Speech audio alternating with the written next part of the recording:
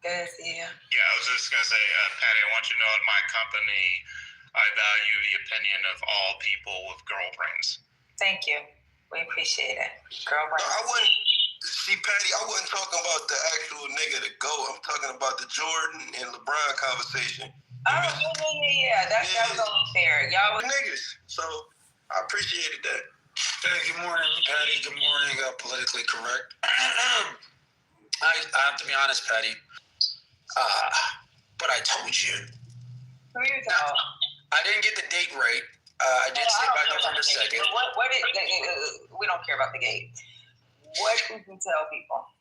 I told people that the Democrats were going to fold, that this shutdown was simply a manufactured crisis, and that the Democrats had to fold. And when they did, and they're going to fold and not get anything in exchange for it, it will be exacted better returns in the election. And that this gives us a better position in January to take advantage of the gains that we made in the polls and in the elections. While everybody was blaming Republicans for why people weren't getting their SNAP benefits, it's now the Democrats that are coming out. Did you hear Bernie Sanders this morning? What did he say? So He's not a Democrat. That think that they did secure funded.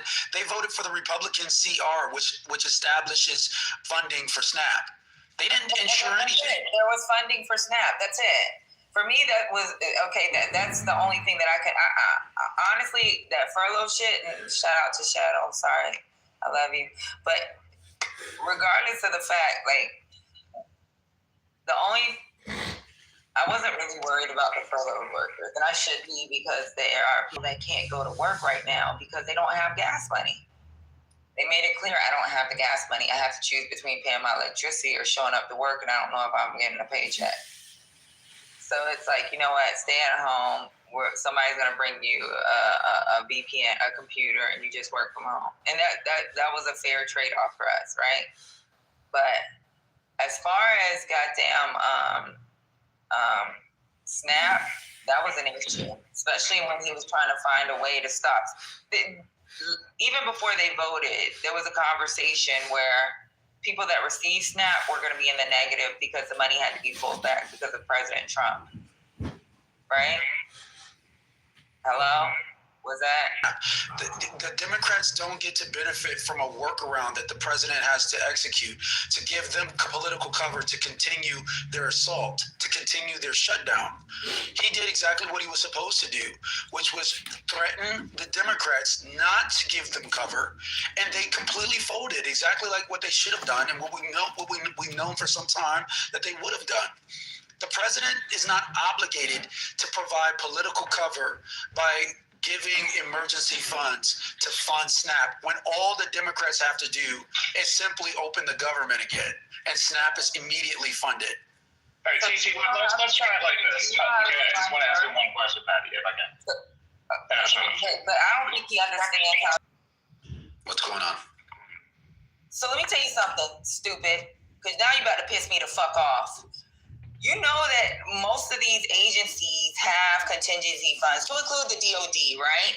Do you know that the USDA itself has funds set aside in case there's an issue? Yes, I know that.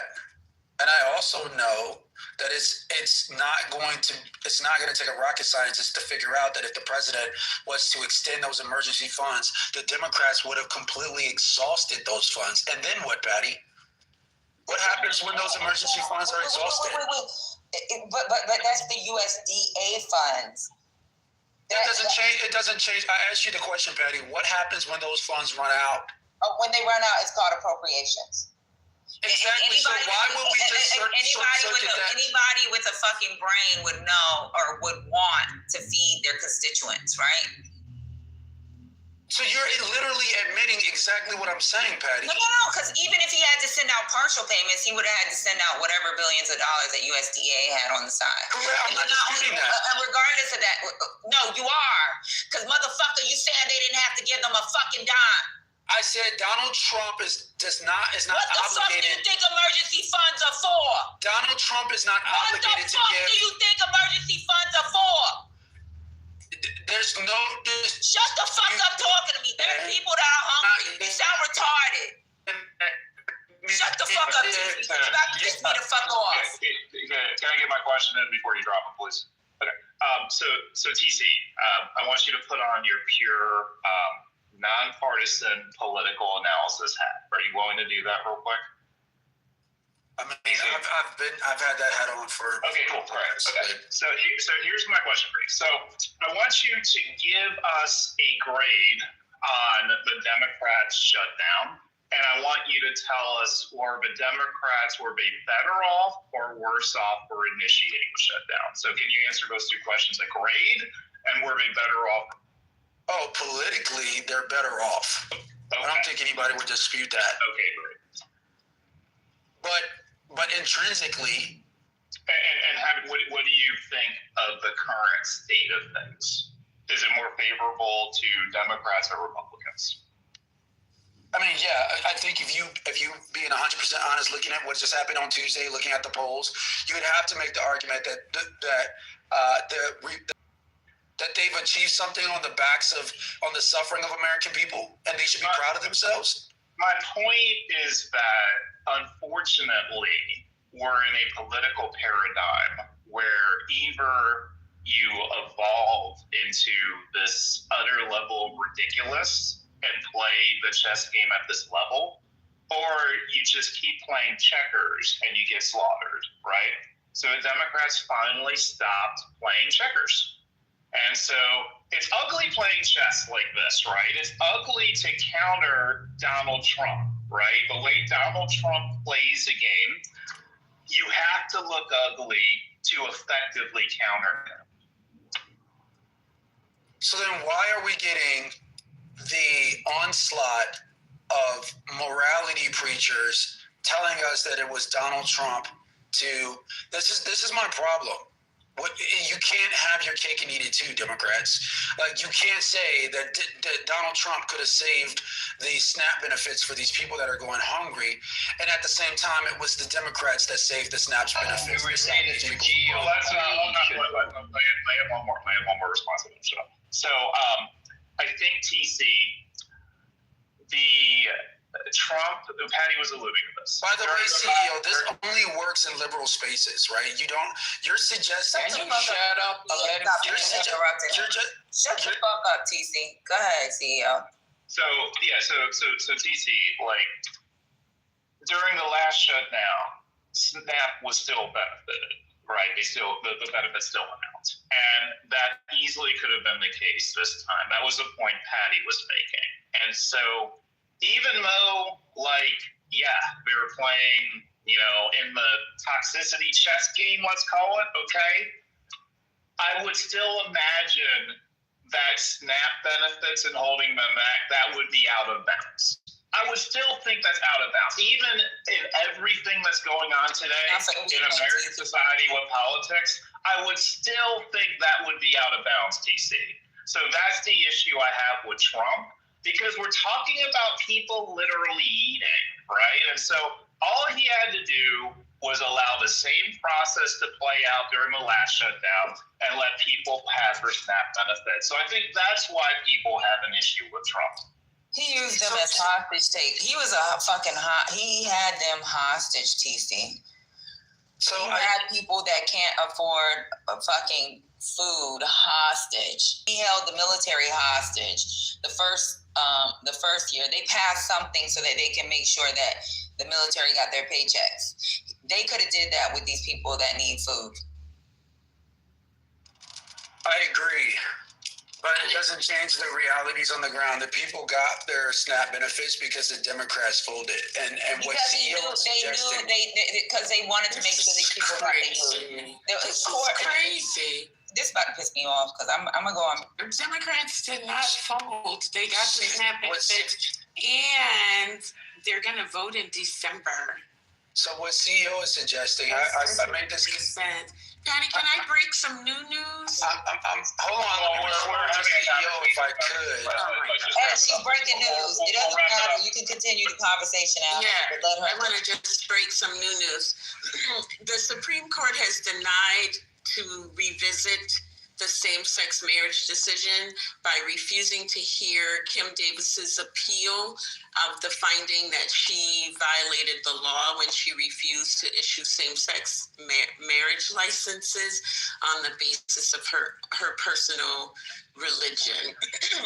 So they needed 4 justices to agree to hear the case, and they didn't get it. So as of now, Obergefell stands. Thank you. All right. So I made a commentary in the previous room, CEO, and I was roundly rejected for it. I called the Democrats scoundrels. I said they're scoundrels.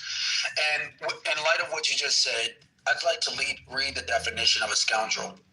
A scoundrel is a noun meaning a dishonest, get away from the definition. We know what it's called. or morally corrupt person. Okay, so now I'm Essentially a villain. talk about what you need to talk about. We this is ask questions when it came to who's smarter than a 5th grader that JD put out the other day. It was the fucking maggots that didn't. So if you want to go on and make your talking point, make your talking point. Nobody give a fuck about what the definition of a fucking scoundrel is. Just go with your talking. So no, the reason why I bring that up is because essentially what CEO is suggesting is that we've gotten to a toxic place politically, where we have to go to the base of our instinctual realities to compete. And if that's going to be the case, CEO, and I'll land here and I'll give you guys your room back. If that's going to be the case, then essentially what we've done is we've declared war on Americans. And this is going to be a populist movement fighting tooth and nail for every shred of political relevance and validation we can get. And if that's what we've come to in America, buckle up, Buttercup, because there's going to be the forces of MAGA versus the forces of socialism in America. And it's going to be ruled by an order of violence, retribution, and chaos. So get ready. This is what we've been saying. DC girl. This is news. What are you talking about? You trying to say some shit we already been saying. I'm going to ask you a question, CEO, because I know you have a business that's actually listed in the top. So what does it look like for you if they get rid of these? What does it look like for you as a business owner with the you don't have 50 more, do you? 50 more what? Where you have to provide the insurance. Oh, no, I don't have 50 employees. So 15, so no. Yeah. Damn it. We don't have anybody. Let me ask my mom. Okay, so TC, are you familiar with Matthew 10:16? Well, I'm sorry, what is the scripture? Matthew 10:16. It reads, I am sending you out like sheep among wolves. Therefore, be as shrewd as snakes and as innocent So this as harmless as a dove. Yes, I'm familiar with the scripture. Okay.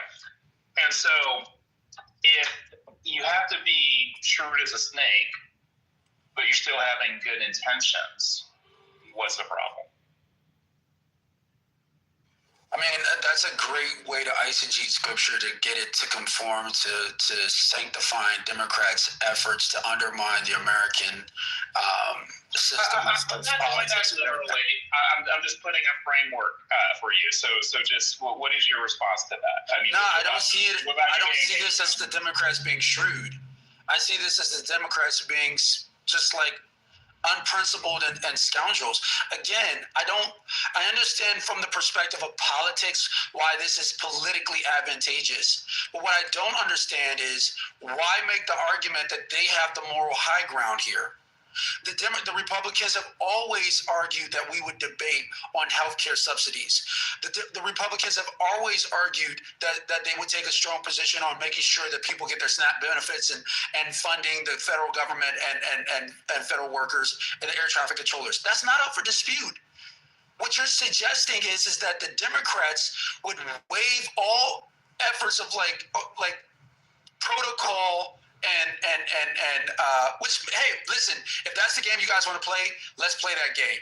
But don't piss in my face and tell me it's raining. Right? Don't tell the American people that it's the Republicans that's stopping their health care. It's the Republicans that's stopping their SNAP. But all of a sudden, the Democrats come and vote and say it was our shutdown and we got this from it. It literally is. It literally is. If you look at healthcare, Dr. AD is still confused. Somebody help her out. Well, I'm going to tell y'all this. I don't know. And that's why I was going to try to call my mom. Because my mom has a Clubhouse account because she used to sneak and listen every now and then to me. So I was going to get her to come in, but she hasn't answered her phone. But I do know that me and her talked about the subsidies. And I know for her, she was saying like, maybe she needs to look at part-time because she does have a lot of college students that work for her.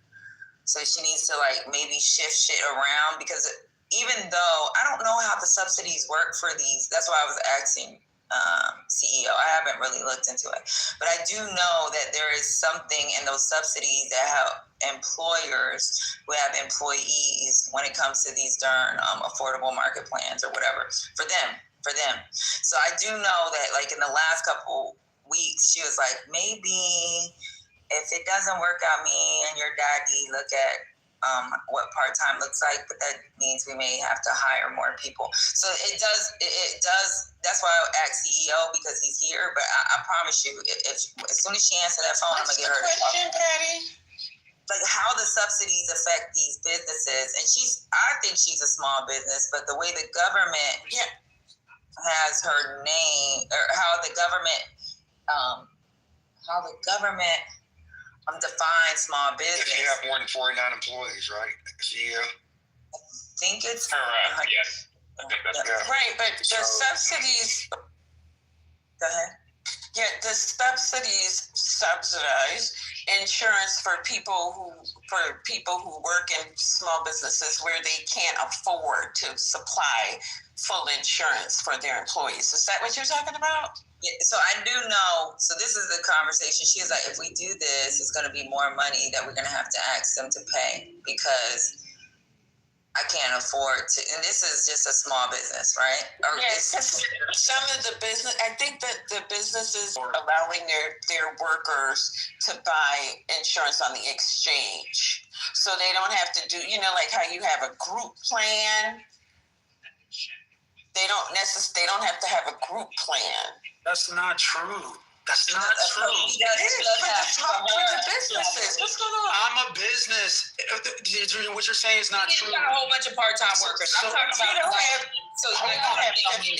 You're gonna stay on mute, T. I can literally tell you how it works, Patty. You're gonna stay on mute. Listen, I'm just telling you. I'm telling you what my mom told me. She has a lot of full-time workers. You're not wrong, Patty. It's Dr. AG is wrong. With her full-time workers, there's what's going on.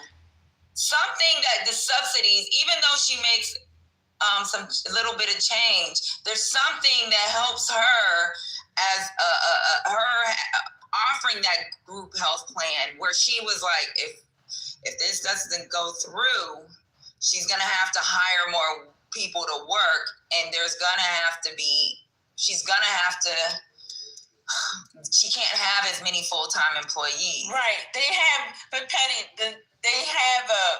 I don't remember the exact name of it, but they go and they can buy these plans, and the money that the government supplies makes it more affordable for the companies to offer insurance. I can't remember what the exact name of it is, but that's how it works. So yes, they technically have a group plan, but it's not one that's funded by the company.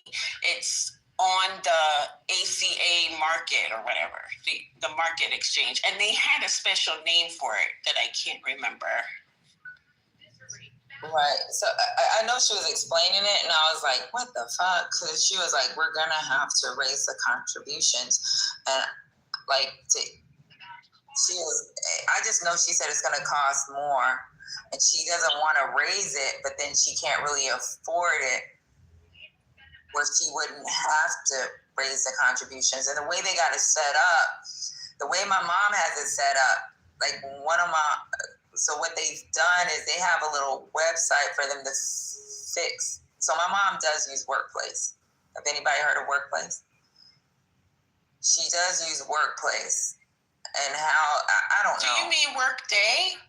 Workday. I don't know. Yeah, Workday. My mom uses some program called Workday where like they open it. Yes, April, that's it. Small Business Health Options Program. Thank you. Yeah. So my mom uses Workday for them to make decisions on how their plans go.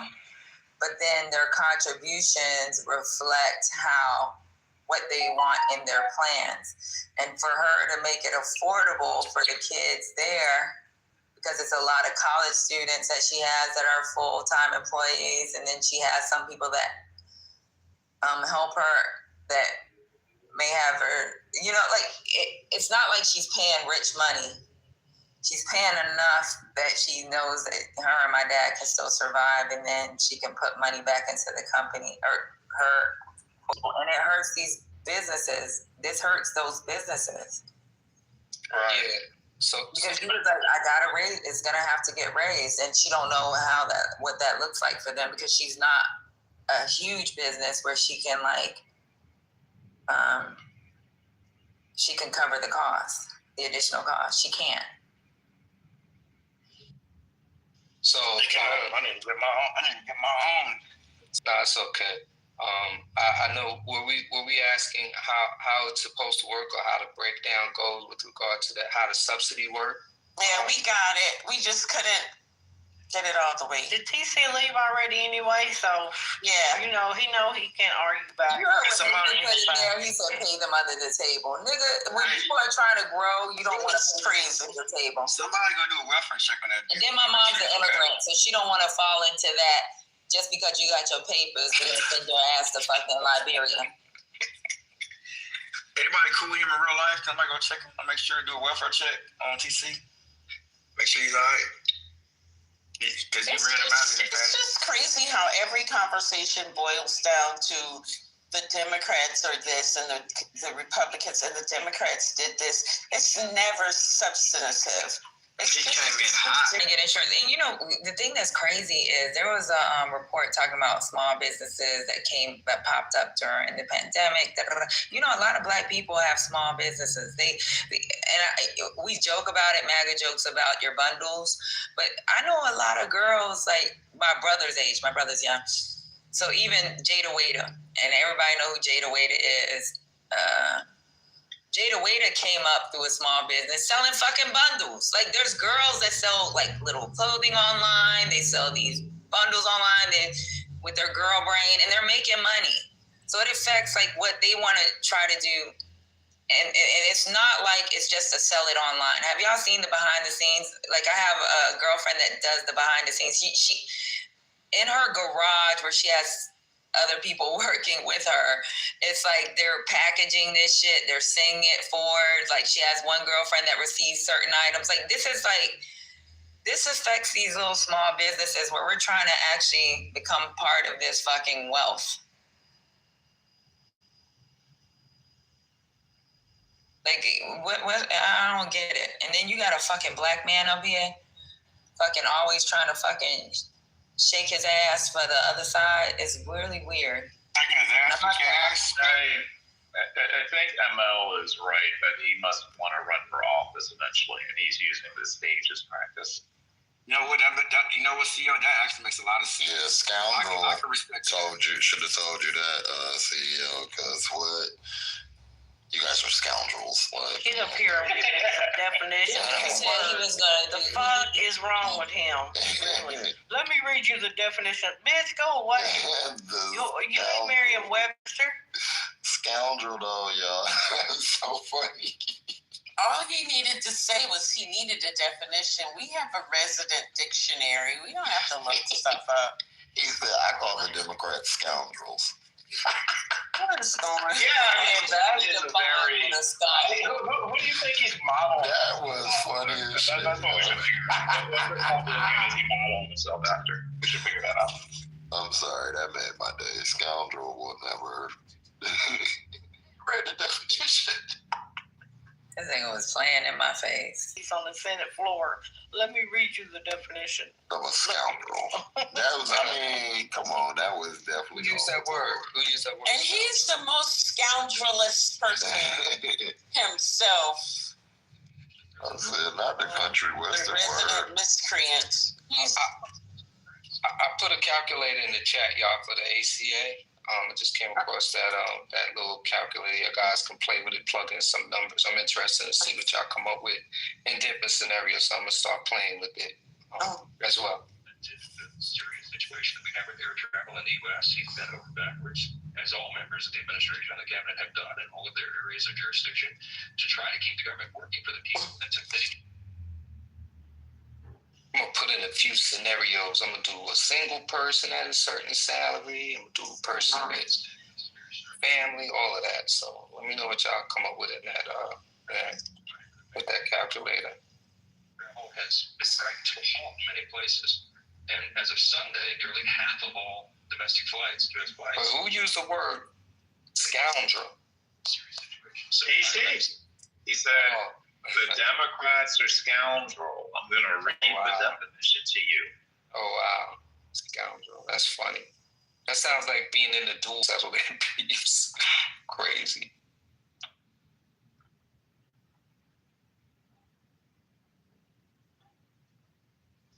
Who's Nathan Wright? Anybody know who Nathan Wright is? Is that Nathan Clark? Nathan Clark. Oh, okay. When you said right, I was thinking about the judge and his son. Yeah, we know Nathan. Come up here, Nathan. Yeah, we know Nathan. Okay. He asked me who I was. I'm like, my name is Daryl Gabbett. And he was like, if I'm addressing you about something, I'm like, well, I'm addressing you. For me, it's a public act. What are you talking about? See, Daryl, that's my signature. You don't know. Oftentimes I'll say to people, don't address me. I know when people tell me That's that, a I want to signature. address them. Yeah, I mean, I can respect that. But it's like a public app. Like, that's funny to me. Okay, I want to know if TC literally said, paid him under the table. Was that a TC call? No. Nathaniel. Oh, Daniel said that. Come on up. Let me invite Nathan. Oh, God, Nathan. Nathan, why you got to do yourself like We that? ain't heard a Nathan rant in a good minute. God, no. What's up, brother Nathan? You still on? Have you come to the right side of the law yet? You need to change your name. Nathaniel. Anyway, my name is Slim Shady. Yeah, so it's been a minute. Look, as soon as I seen his bio, I see he said he was running for president. We good, bro. You got it. Go ahead and run your campaign. If you vote for me, I reject it. So let's keep it moving. Hey, you do know how the voting process works, right? Or maybe you I don't. want to delete your vote. Bro, that fell on deaf ears because that's not even how it works. Stop playing with me, bro. I'm a grown man. You sound like a bitch, bro. I didn't even go ahead and explain.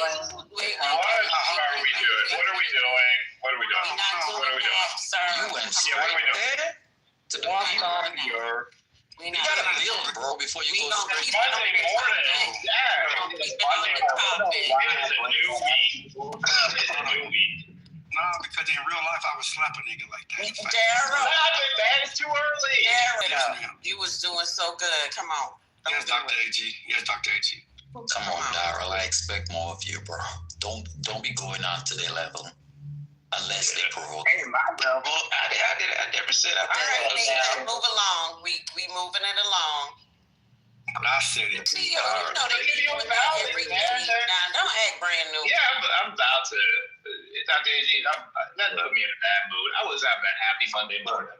Look, it's either two people that gonna love me or hate We gonna get it back and bring it back. Thank you. me. Love me or they really hate me. So it is what it is. There are people that love you, Nathan? Of course. But it is something. If we're trying Name to one. back, I have it. Apart from your mother. Okay, Marshall's gonna center. Go ahead, Marshall. Yeah, I got that. What's it? Oh, a lot. what's the difference between an Earth rock and a moon rock? I blame Dr. AG for this. One's a little meteor.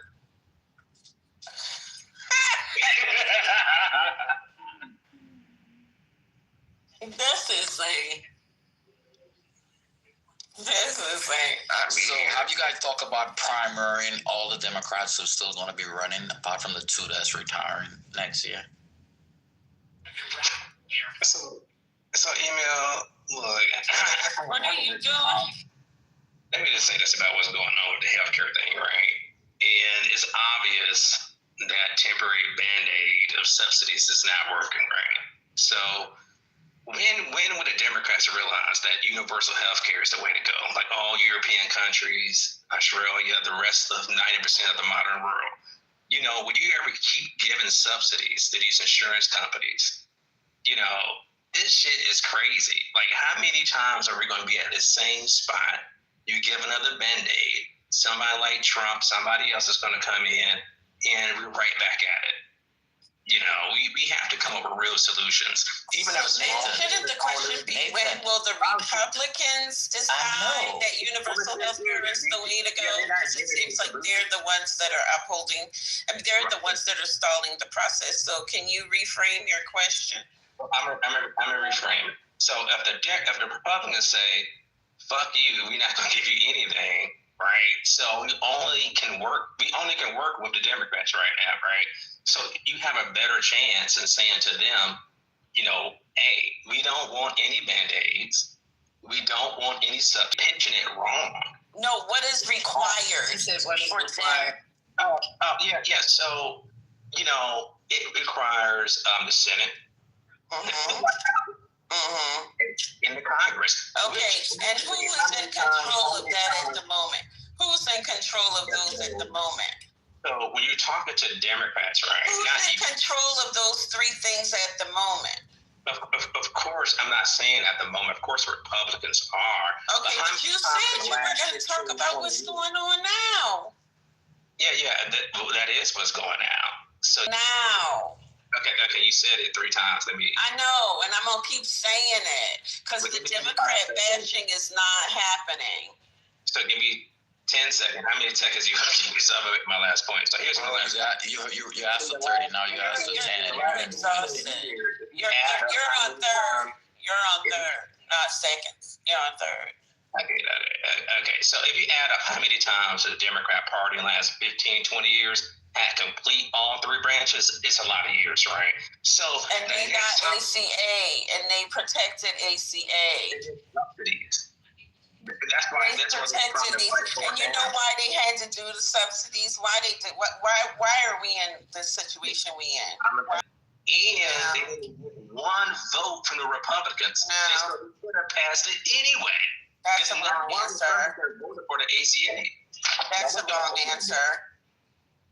It's because the Republicans sued to get rid of the individual mandate. That's not the public option. I'm sorry. I know that. I'm saying that answer isn't correct. Once the ACA was established, right? What happened? The Republicans sued to get rid of the individual mandate. Which undermined as many people in the market. That was a key aspect. That was a key determiner of the success of the. Why it was going to work so good is because the public option was there. That's why people. And listen, when it passed, I'm talking about after it passed. I'm talking about while it was passing. What is going on? What are you talking about? Why are you talking about that? It's okay. You're talking about that. Nathan, did you take your medicine this morning? Emil, explain if anybody else on the stage don't know what I'm talking about. Nobody knows. Nobody knows. Listen, the public option wasn't a thing. We're talking about what happened after the public option. So we understand it was removed, right? But what happened, and that's when she brought up the individual mandate. So like that's, and then another thing was those damn risk corridor programs. So like there was things that were removed, that Republicans removed, that may have been able to keep us from needing what we need now, Nathan. But the public option was not a part of ACA. That was the original proposal. It never went through. It actually went, we're talking about as it was passed. Okay? You're talking about something that it wasn't passed. It was negotiated before ACA even was sat on the table. Which I agree with you, Nathan. They should have never gave it up. They had enough votes to have it passed, period. But that's not where we're at, Nathan. We're talking about the subsidies and why the subsidies were put in place and what the actual ACA that was passed and what was repealed after it was passed. That's it. You can't talk about something that's not there. It was never there. It was there in the beginning as a proposal. It never went through as a final. You got to blame the Democrats. Remember that. I blame everybody. No. You blame the Democrats. Don't everybody.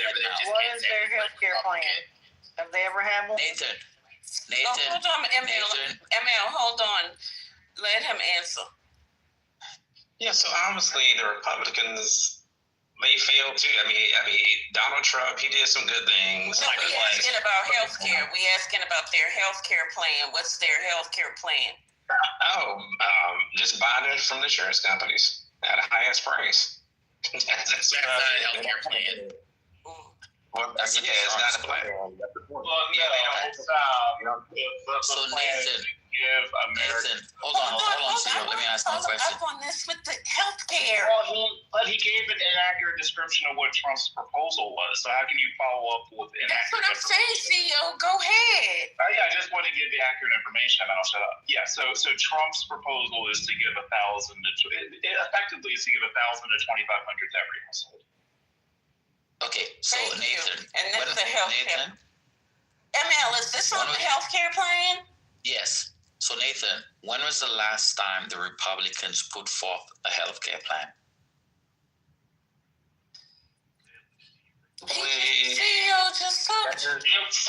No, that's Trump's gimmick. Talking about Republicans, that's Trump. Talking about the Republicans. Trump has the It's Republicans. a gimmick, CEO. It's a gimmick. We all know it's. Democrats have done it twice. Like Clinton's did it, Obama did it. Republicans have pushed back at every instant of we trying to get universal health care in this country. So they've never put a bill on the table. That's what I'm asking. They haven't. But yet you blaming Democrats. When was the last time the Republicans ever brought a bill to the floor on health care? The answer is never. And I rest. Yeah, Republicans are the individuals who didn't even want us to have Medicaid, Social Security. They don't want actually any of us to actually have any social programs, any government-based anything. They just want a quote-unquote free market. And that's because these insurance fucking lobbies, the seats they sit in, because they're corrupt pieces of Republican trash. And what people are blithely unaware of is that we're living in a system, thanks to Citizens United, that allows these stupid ass fucking corporations to fucking run and ruin our lives. But no, what he wants to do is blame Democrats, as if Democrats didn't create something, or at least pass something, that would try to at least help some folks pay for affordable health care.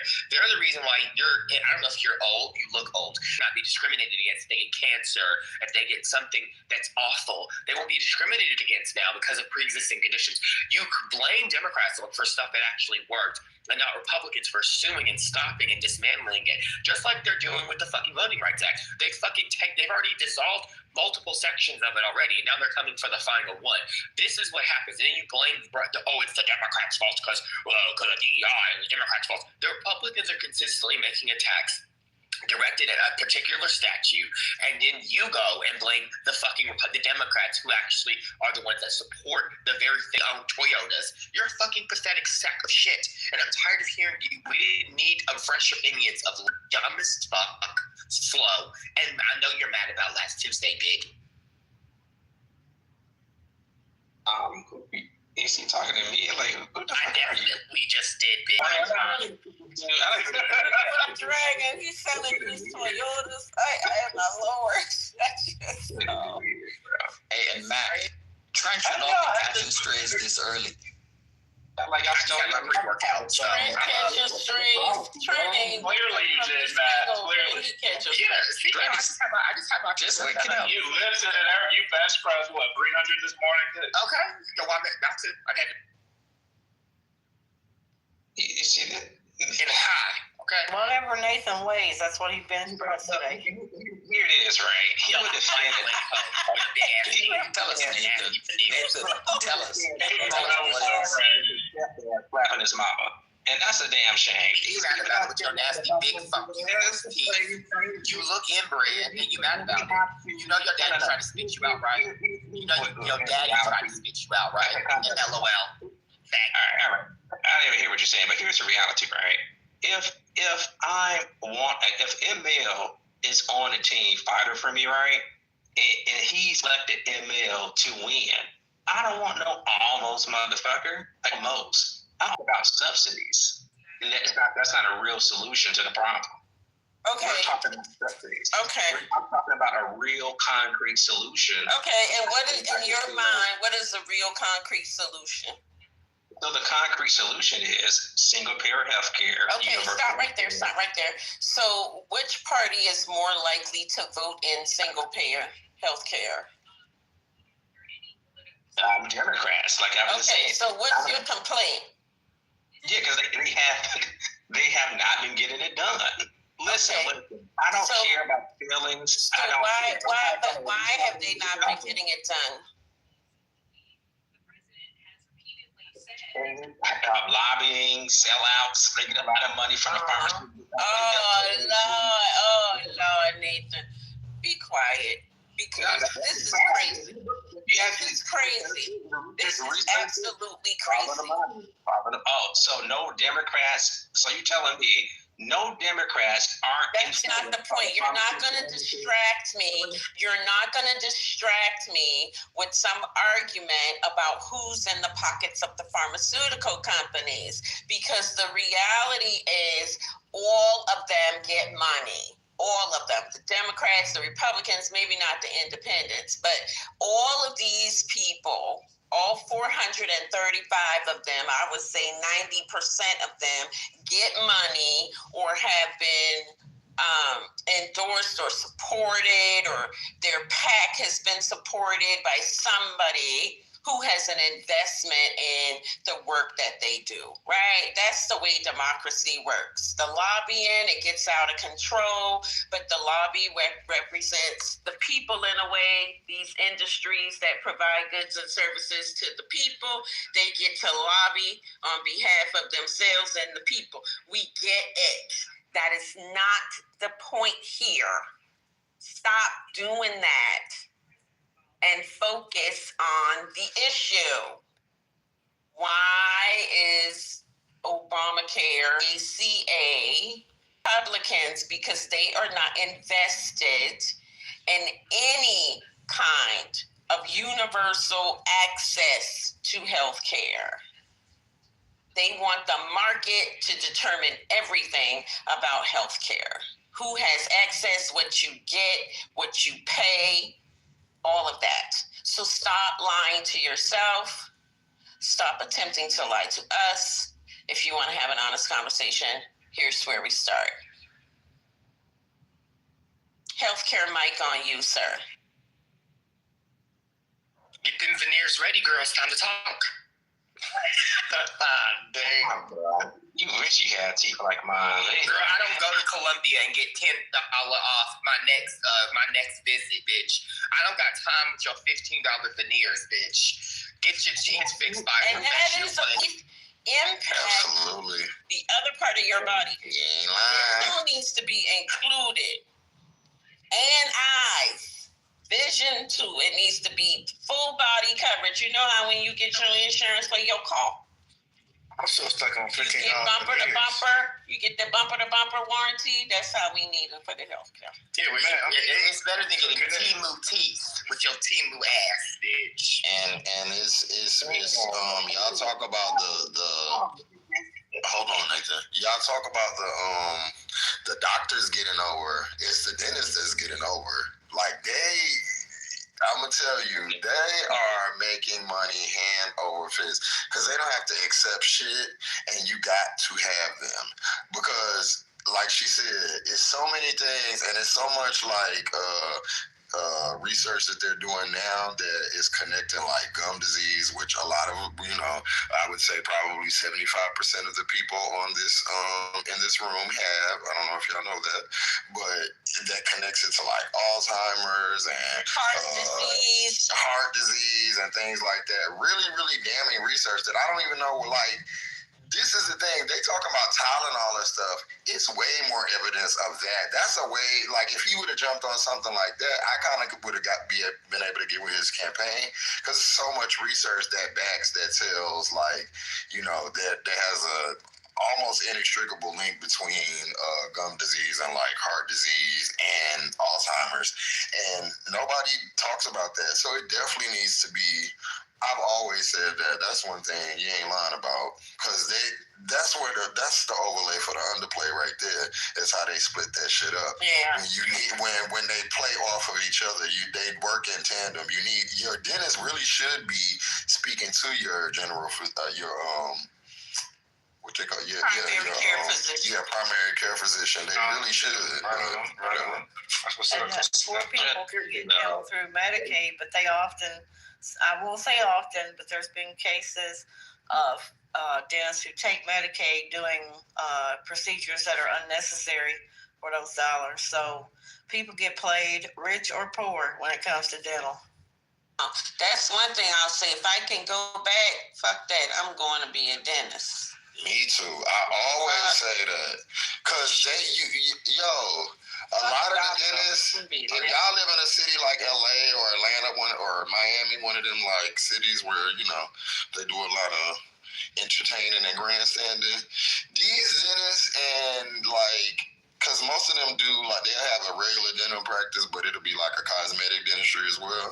They just will not accept insurance. No insurance. None. You have to pay out of pocket. They don't have to, mostly not out there, not in LA. They don't have to, because everybody got money out there. They don't have to accept it nowhere, but that should be against the law to me. Like, that should be regulated. Because why you don't, like, so we just, like, we don't care about teeth. This is just crazy to me. Well, I feel like we have to get shit, before we start talking about universal health care, we got to get shit like that in place. Because the universal health care, I am not totally against it, but that's a long fight, y'all. I don't know if y'all understand how American healthcare works, but that's a lot of unraveling and a lot of shit to do. That's not just like, oh, boom, universal healthcare and we have it tomorrow. That's like, I would say like a decade-long process. Personally, I can't agree. Hold on, Nathan, hold on, bro. I'm talking to my brother. I think personally one of the reasons why that is, man, because people who have means can go to places like Colombia, Mexico, Costa Rica, Canada, and other parts. And so I think that kind of is part of the reason why it's not going to be that fight, because if you're in LA, the people in LA can afford it, but I know a lot of people in Atlanta, they go down to Mexico and get all their dental work, or go to the DR or Costa Rica to get their dental, not dental work, but even to get medical procedures done. So I think that also plays into it as well. Yeah, but we shouldn't have to. That's what I'm saying. Like, there should be, I don't have a problem. The thing is, at least this is my take on things. America does things like we've seen America implement like parts of socialism, not all of socialism, mostly capitalism. So I don't feel like the Dr. Heavenlies of the world, they don't have to go, but they have regulations to where there's a certain amount of affordable dental, dentists, and not even dentists, periodontists, what's the people that do braces? Orthodontists. There needs to be a certain percentage or number in every area. So those people can exist, make your money, especially her, like she a black woman. So I'm never going to be like, oh, whatever, I get it. But we still have like I don't think that's a bad like meeting point. Like, okay, you can still have the like, super capitalistic dentists if you want to do that, but it needs to be somebody that can go with it. It's like you don't have to finding a dentist that accepts Medicaid or will do anything besides, the very basics is crazy. We have TRICARE. My husband has dental through his work as well. These government programs like Medicaid, Medicare, and TRICARE, all those type of things, lots of dentists won't participate. So you can have it, but it's not going to do you any good. You can go to you the have VA, it, and you have a high plan. Go to the VA. Sorry, Daryl. Go ahead. Go to the VA. Well, yeah, the VA too. But if you have a high plan through your work, you still stuff is not getting covered all the way. It's not going to happen. Yeah, that's what I'm saying. Dental plans. So, and this is what another thing about like the healthcare companies that I don't know if people realize. So like how Dr. AG was saying, they needed to have dental in. A lot like Aetna, for instance, had really started making strides in that area. Like they was offering some crazy dental plans, especially for like Medicare. And they even had it up to where they were getting a cosmetic allowance. Like they were not doing that. Now you only get one tooth with $1,200, but if you got a little bit of, you know what I'm saying, that's compared to what they were giving, which was absolutely nothing. That's a strike. They snatched all of that back. So anytime there's like they work kind of like the stock market. Anytime there's trouble, like financial things, political trouble, they start snatching shit. So, like now with everything that's going on, the next go round, if they don't get it together, they're gonna really snatch all the meat out of these Medicare plans, and these people are gonna have shells of the plans that they used to have. Wasn't that why that Luigi guy killed the healthcare executive? That was the reason why, right? I don't know. I mean, I think that he had I can't speak on that. I don't really know. Right.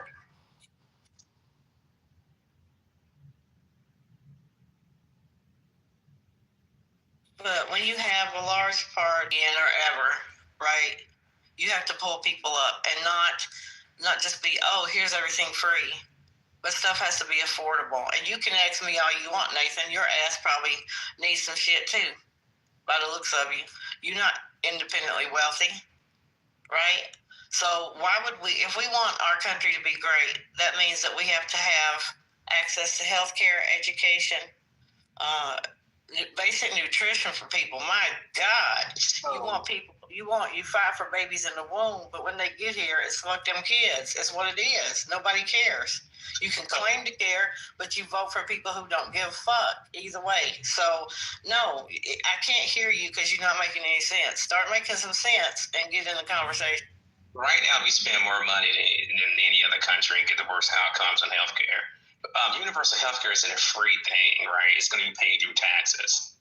So that's not what the conversation is about. It's about most Americans spend less time face-to-face with their doctor than most modern countries. That's why we have the healthcare outcomes that we have. It's really a damn shame, to be honest with you. And a lot of some views I do align myself with some Republican views, one or two. But yeah, I fight them on this. Agree with what I'm about to say, but I think that healthcare absolutely should be paid for in private. We can do both. Australia has universal healthcare and privatized healthcare, right? They have both systems. I'm not saying eradicate all private healthcare like Just was talking about. People who want that, they can actually spend more money and get it. But for not to have universal healthcare, it's not a Republican issue or a Democrat. It's a basic common sense issues because different countries, the conservatives all agree they should have universal health care in those particular countries. So it's so late in the game and such a ridiculous type of, thing to go against it.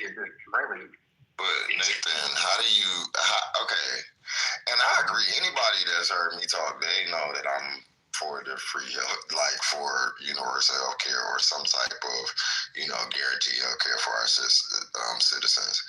But there's two parts. That's a lot. It's a big task to take on. One, so I think that maybe a lot of people do agree with you, but you have to pick the right time to do that, to bring that up. Now ain't the time, right? And then my second thing is, so I agree with you, but I'm on the left. Like that would make sense for me, right? Like, that kind of, okay. You are a Trump supporter. How in the fuck do you? And Trent is saying he agrees. I don't understand how y'all get from free health care to release the beast on the public citizens, and let's take over democratic cities, and with the I don't understand how those two powers combine. I really. So here's the thing, right? Here's why the Democrat Party kind of lose sometimes, right? When you have and rally people around hope, change, and universal health care, because they have actually ran on it with the public option, things like that. And when you fail to deliver, right, it's like somebody promised you something, but they never deliver it. And then after a certain period of time, you look at them and you don't look. Because you used to have. But you just forfeiting the voting process. It's almost like deliver free health. So like, let's say Bernie Sanders. You was for Bernie Sanders, right? Right. Okay. Now Bernie Sanders wanted free health care. Now, if Bernie would have got in, he probably was not going to get that. You do understand that, right? You understand that it's not up to he doesn't just go in there and say, all right, boom, Aetna, go, Cigna, UHC, people that want whatever they want, don't try. But if niggas don't vote for it, it's not going to happen. So when y'all, I just feel like y'all just are simplifying something. Like y'all are like, okay, they said this. Yeah, they said what you agree with it. And he said he was going to try. Whoever said this works here, right? It's not just they say it happens. If it don't happen, it's their fault, right? That's not how it goes. Right. So what happened is that the party that was for it, supposedly, right, went against the candidate that was trying to push it. Now, they're in bed with the insurance companies. Not all of them, but some of them actually are. In their mindset, some of them actually do not want to pass it. Full stop. So in that comes the issues. When that happens, I'm just not talking about just me. I'm just talking about why a mass group of people find them dishonest, not trustworthy. They don't deliver, and they're kind of hypocrites too at the same time. So that's the issue. Now, if you're telling me, and if I got a party who say, yeah, we want to do this, and after decade they don't deliver, well, I take that off the table. That's never going to happen then with agents. So you go to the other side that's going against the very thing. Doesn't make sense. And that's the partly why they're both trying to pass universal health care. And that's one of my main, strong principle of mine, right? So, but I'm not going to vote for a party who blow hot air on my ass and advocate a candidate who is trying to push for it, like Bernie. Now, if Hillary say I'm not even going to push for it, we have a guarantee of 0%. Hillary is the one who initially came up with Nathan. Hillary had the initial idea. Go back. That's been her whole life's purpose before that. That was. I'm not now. I was a. Everybody knows this. But when he didn't get it, I voted for her. I don't understand how you jump and go across, you know what I'm saying? And then if you do any research, this is why y'all got to read. Y'all gotta read. Because if you go to look at it, that was literally her pet project. Chips anymore? Was healthcare. Chip back for children. Past the ACA, y'all remember Joe Lieberman? And Manchin, they pretty much said that they were going to kill the bill if they kept that public option. So, like, Yeah, that was exactly what happened. Hillary's commitment to healthcare and her put forth a healthcare plan in the 90s stuff that wasn't her place, and that's why they hated her. And it has persisted to this day. If I can, I know they're not used to strong first ladies. That's what it was. Sorry. Absolutely not, Patty. Absolutely not. That was Hillary's push in 93, 94. Correct. But what Nathan is saying, which I completely agree with, Regardless, is the person who was pushing for universal health care was Bernie Sanders. We got it. Okay, all right, never mind. But Nathan's point is not, it's what, and what's going on? Let me ask you a question. The original ACA could have technically been universal health care with the public option. I don't remember exactly. All I was going to say. My God. It would have been almost like universal health care. It would have been similar more to the Nordic model where you still have the private and you said, because he had the public option in there. It was certain Democrats that like were backed by these fucking insurance lobbies. That's why I brought up Lieberman. And then you had your fucking Manchin that kept fucking coming out like But the point of what Nathan is saying, and I do completely agree with him, because I'm for universal health care. I think you need a private system as well for the people that can afford it. But you should have a universal health care system. And they did. They killed the insurance companies got together, backed the Democrats, and killed the person who was pushing the universal option because they don't want it. and nor it's not just in. I'm not gonna go. Okay, I'm wrong. So it was Lieberman, it was Manchin. There was Max Baucus, Ben Nelson. So it was those four, and then they don't talk about Lieberman being backed by insurance, but lobbyists. But everybody knew that he was like. Everybody knew back then that he was a fucking. Yeah, he's the one who did the final thing because he made the 60. He's the one who prevented the 60 because he switched to being an independent. Everybody knew what he was doing. Other names, I don't even fucking know. We know. Stop it. Why do we? And I forgot about Ted Kennedy. I forgot about Ted Kennedy dying at the time. I totally forgot about it. That's crazy. Y'all need to stop lying. Bush brought a bill to the floor on universal health care that Democrats hold on. They're never going to give you universal that Democrats killed.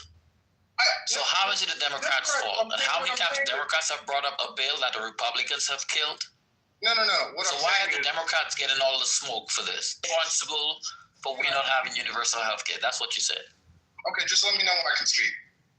No, because I was speaking and you were talking. Because of the 5 that would have like fell back, they could have gave up 5 votes if they really wanted it, right? So, can I speak now? Go ahead, Trey. Okay, so I will absolutely agree. You will never get universal health care, any sort of public option with Republicans. So ultimately, Republicans are responsible. But in the case of the progressives, and I'm actually very confident now that insurance is now like off the charts. Now that people have had a taste of the ACA and Obamacare, they don't want to let it go. So we're going to have a revolt when these subsidies get released. Okay, but it was just, if we want to go back a little bit in time, had Bernie Sanders not been, I don't know what the correct word is, I say pilloried by the Democratic Party, there is a possibility, a distinct possibility, he could have won the nomination and we could have had a universal healthcare system. I know it's a stretch, but I think it was. Would the Republicans nominate a Democrat as their presidential nominee? Yes or no? Yes or no? Would the Republicans nominate a Democrat as their presidential nominee? Absolutely not. So why should the Democrats nominate an independent as their presidential nominee? Because Democrats are going to answer the question. This is the Why? value that That's bullshit. Republicans would never nominate a non-Republican. The Democrats should never nominate a non-Democrat. The problem with looking at it. Hold on, Ethan. This is the problem with looking at it through just a party lens. The party is the lens, sir. When you're talking about presidential nominations, what's going on? What is going on? They run by party, sir. Yes, ma'am. But the parties are also run by the corporations, and so what's going on, Trent? Wait. What's going on? I'm trying to tell you what's going on because apparently you don't know. I do know, and I do know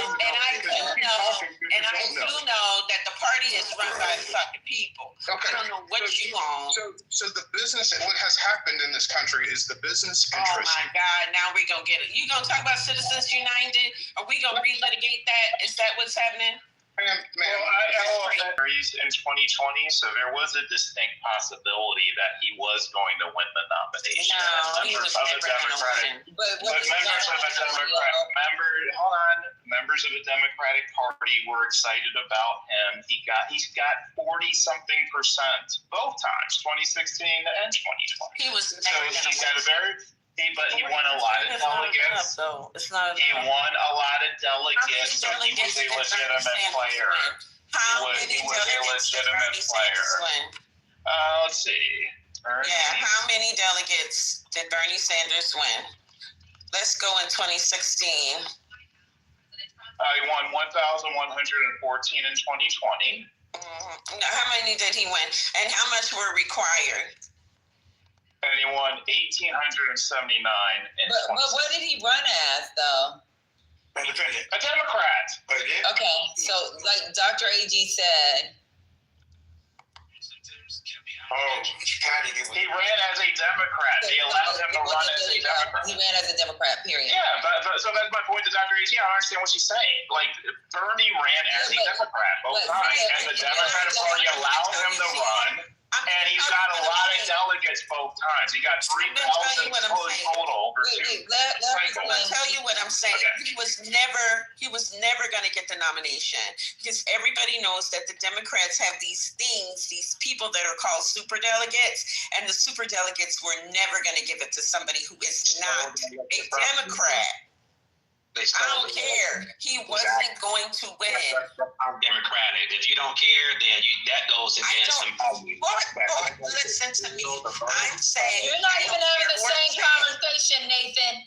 You're talking about somebody that would have ran as an independent, period, and not even said, I'm going to run as a Democrat. That part. You're talking about someone that caucuses with us, but that does not run as a Democrat. That part. He had to run as a. Yeah, I'm saying I don't care what I'm saying I don't care what you're saying. I'm not saying I don't care about the process. Let's get that clear. Hence, I am explaining to you the process. Correct? Okay, great. So when I said the Democrats were never going to nominate Bernie Sanders, that's what I meant. The superdelegates were never going to choose him because he is not a Democrat and he is not reliable. Yeah, so Hillary won the I got 11 o'clock, so just let me have a minute here. Yes, Hillary Clinton got 591 out of the 639 superdelegates. So Dr. AG is absolutely correct on that. There is a scenario though, like if Bernie had completely blown her out, right, in terms of the states, like if he had done much better, he could have got into the full delegate count. I mean, he would have had to do unreasonably well, but it would have been possible. I agree, CEO. I think that's a fair. They would have withdrawn him from the floor. They were not going to let. Wait, hold on. Down. That's breaking news for me. So you're saying, I just want to walk this through because I'm not disagreeing. I just want to do the thought exercise. Okay, so Bernie Sanders wins 64% of pledged delegates, right? That's about what he would have had to. When they let him get a. Oh, wow. I didn't know that. I didn't know that. That's new. You didn't. Now that's not a policy. Let's get this clear. I don't have any insights into their strategies or workings in that regard. I'm gonna tweet Democratic Insider Dr. AG says. Make sure that Hillary won because the corporate dollars. If Bernie Sanders would win, would flood out of the Democratic Party. And I heard and I agree with you on that. Bernie Sanders doesn't take any corporate money ever, never? Not as much as if he would have. Not as much. But he don't take no corporate money ever, never? No, I don't think he did. In 2016, I don't think he did. I think he broke through in 2020. When he's not running for presidency, is he considered himself a Democrat? No, he's So that's kind of like disingenuous. Like, only when I run for president, they're going to be on the Democratic side. So then they should support me. But when I'm not running for president, I'm going to be over here and be independent. Like, that's part of the reason why it's like, when y'all like, oh, well, we didn't let him. It's like he was not really part of the Democratic Party. Let me explain something to you. And it's serious, right? When we talk about universal health care and people are dying, they can't afford surgeries, they can't afford these deductibles. I don't give a damn if you call yourself all the names in the English book. I don't care. He's for the freaking people. I don't care if he called himself a Democrat. I don't care. Trent, that's great. I'm just trying to make it. That's great. He was representing values that you can benefit from, your family could benefit from, the woman in your family could benefit from. He had better policies for one. But you're assuming he would have won. But this is You don't know he would have won. They're correct. Bernie Sanders got up there. He said all the right things. But do you want to know what my issue was with Bernie Sanders? It wasn't what he was saying. It was that he never offered any explanation for his execution of those things. He never said, here's all the years that Bernie Sanders has been in the Senate, all the years that he has been in the federal government. His legislative record, his leadership on legislation was not commensurate with the promises that he was making. He showed no ability to be able to do what was required to get all of these big ideas, not only on the floor to get senators or House members to bring these ideas to the floor, but that he would be able to negotiate behind the scenes to get them across the finish line. That is my problem with Bernie Sanders. Anybody can say anything. They can promise you anything. But when you're running for the president, you need to be able to demonstrate that you can get these done. Now, it's one thing if you like Donald Trump and you don't have a legislative record that people can look at. You've never been in the Senate. You've never been in the House. There's nothing there where people can say you had an opportunity to do these things and you didn't do them well or you failed. That's a different situation. It's a different scenario. Same with Barack Obama to a lesser degree. But here you have somebody who has been in the Senate, who has been in Congress for decades. That's a problem, sir. And that was my problem with Bernie Sanders. With Bernie, he has to Dr. AG, in a way, I kind of look at Bernie Sanders as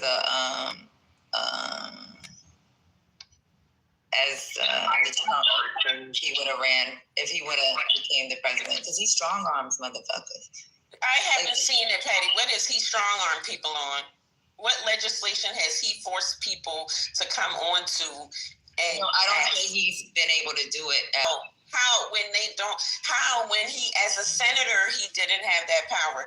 Joe Biden, whatever Joe Biden was able to squeeze out of them senators, when he was the vice president, that was because he had a relationship with them. And he could go to them and say, look, homeboy, help me out with this. Yeah, right? But he uses revolution as a, you know what I'm saying? No, Bernie Sanders doesn't have those kind of connections and relationships. He doesn't, but he doesn't lead on anything. And he don't lead on nothing. You see, I agree with you. He doesn't lead on anything. Instead of like, what's the result of it. That's what I'm saying. He does a lot. There's a lot of pomp and circumstance, but when I open the box, ain't nothing in there. Okay.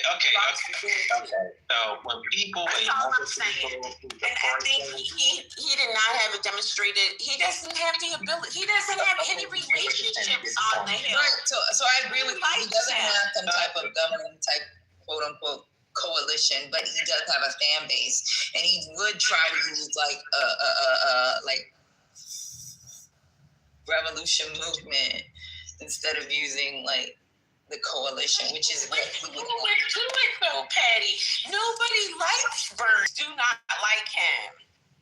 Who can rally with him? I get what you're saying. His colleagues don't like him, and I've heard that a million times, like how he works in Congress, right, or how he works with his fellow politicians. But the thing, his own white revolution he uses it as a threat. Right, Patty, but that's because the people in Congress are aligned with his ideas. No, it's because that's Trump has a massive. It's because Trump has a massive base, an energetic base that is beholden to him and loves him. He's got a solid 30% of support. Same thing that Bernie Sanders had. Some Bernie Sanders supporters. Bernie, it's not the same. Ma'am, if I could just finish. It's not because Trent, it's not the same. So she's right when he doesn't have. It's not the same. Ma'am, if I can just finish.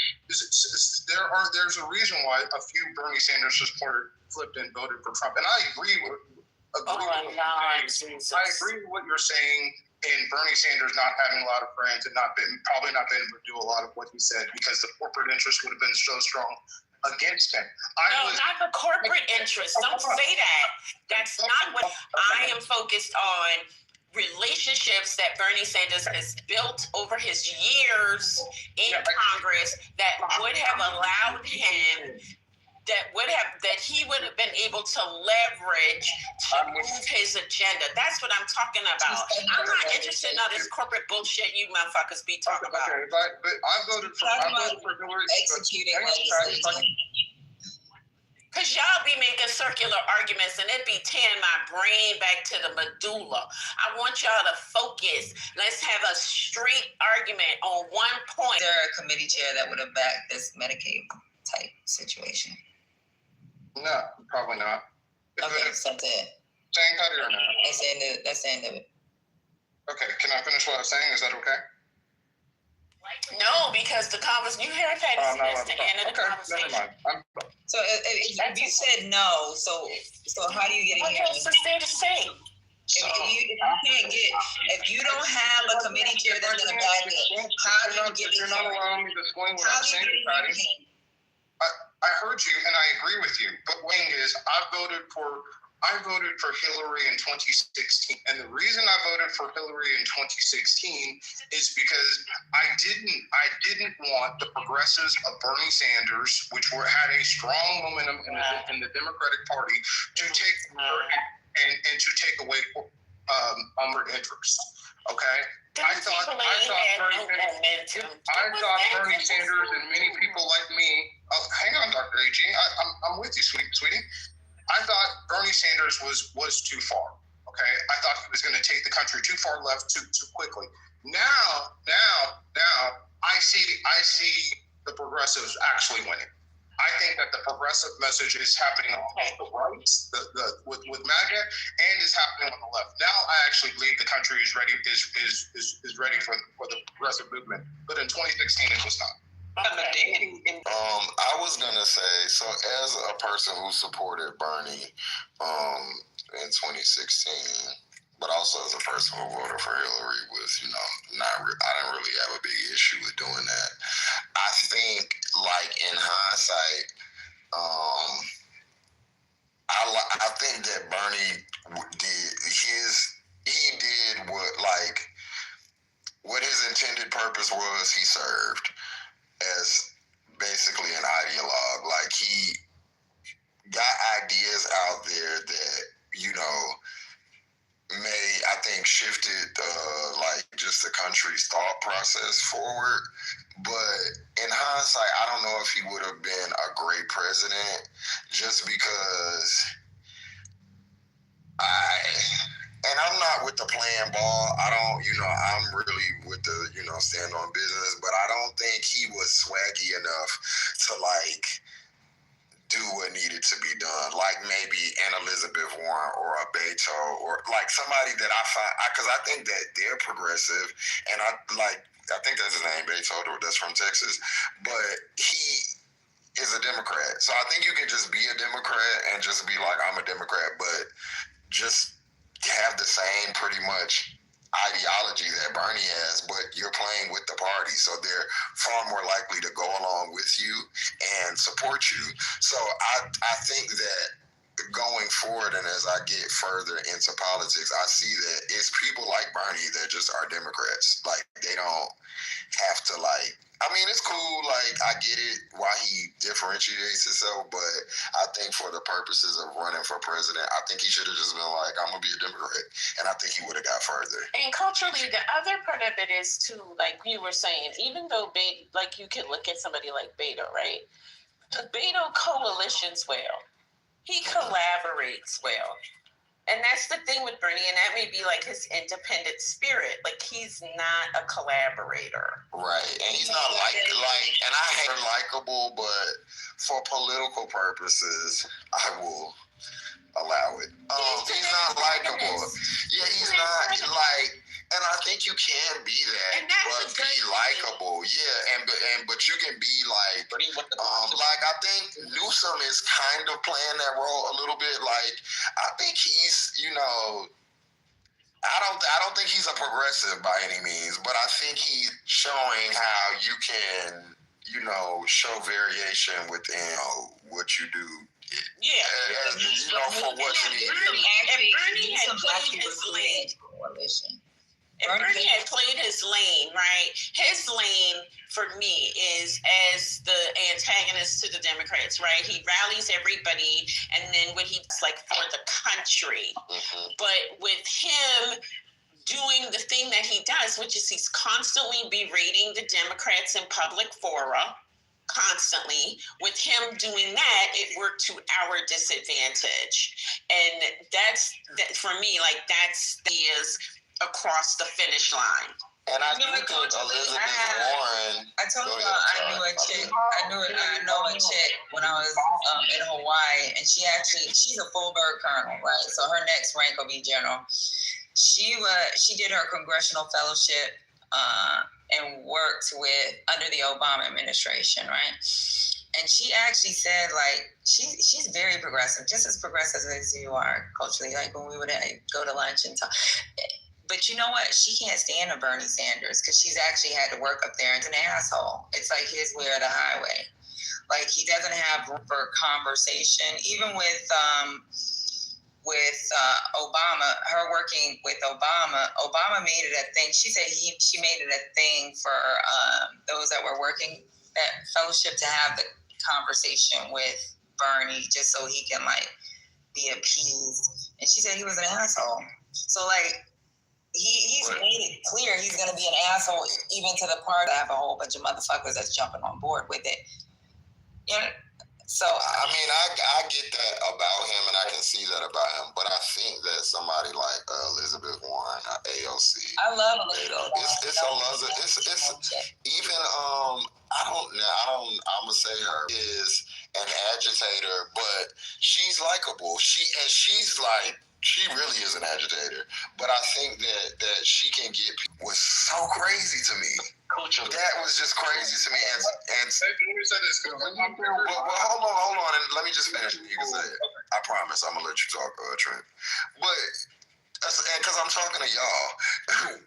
I just don't understand. That's why a person like Bernie is scary, because while I like the ideas that he presents, the followers that he brought out, he's a lot like Trump in that way. Like, the people that he seems to rile up is like the worst kind of people. It's always like these stands of him, and they can't map easy to go, just go a little bit right, for the time being, but they went extremely right to Trump.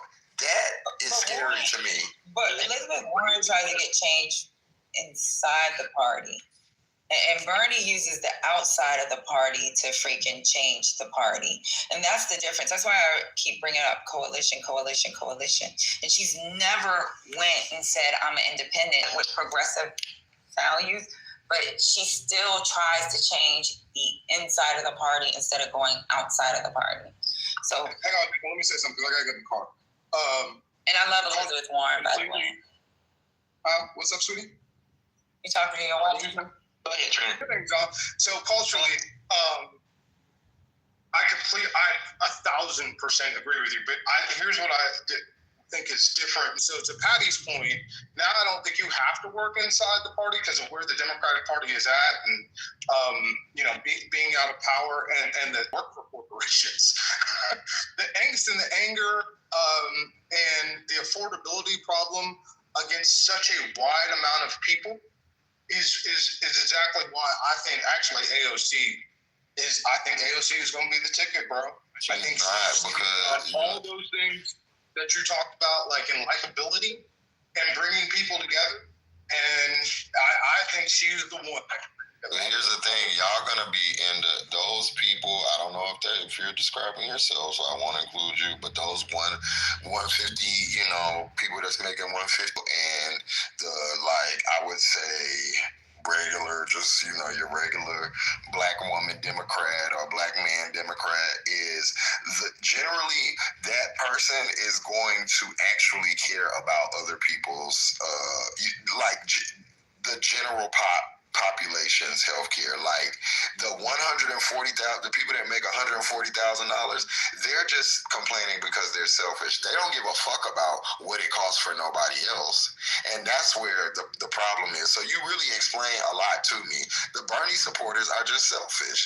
They only give a fuck about them, and they don't give a fuck about the slavery. They just want a better cage.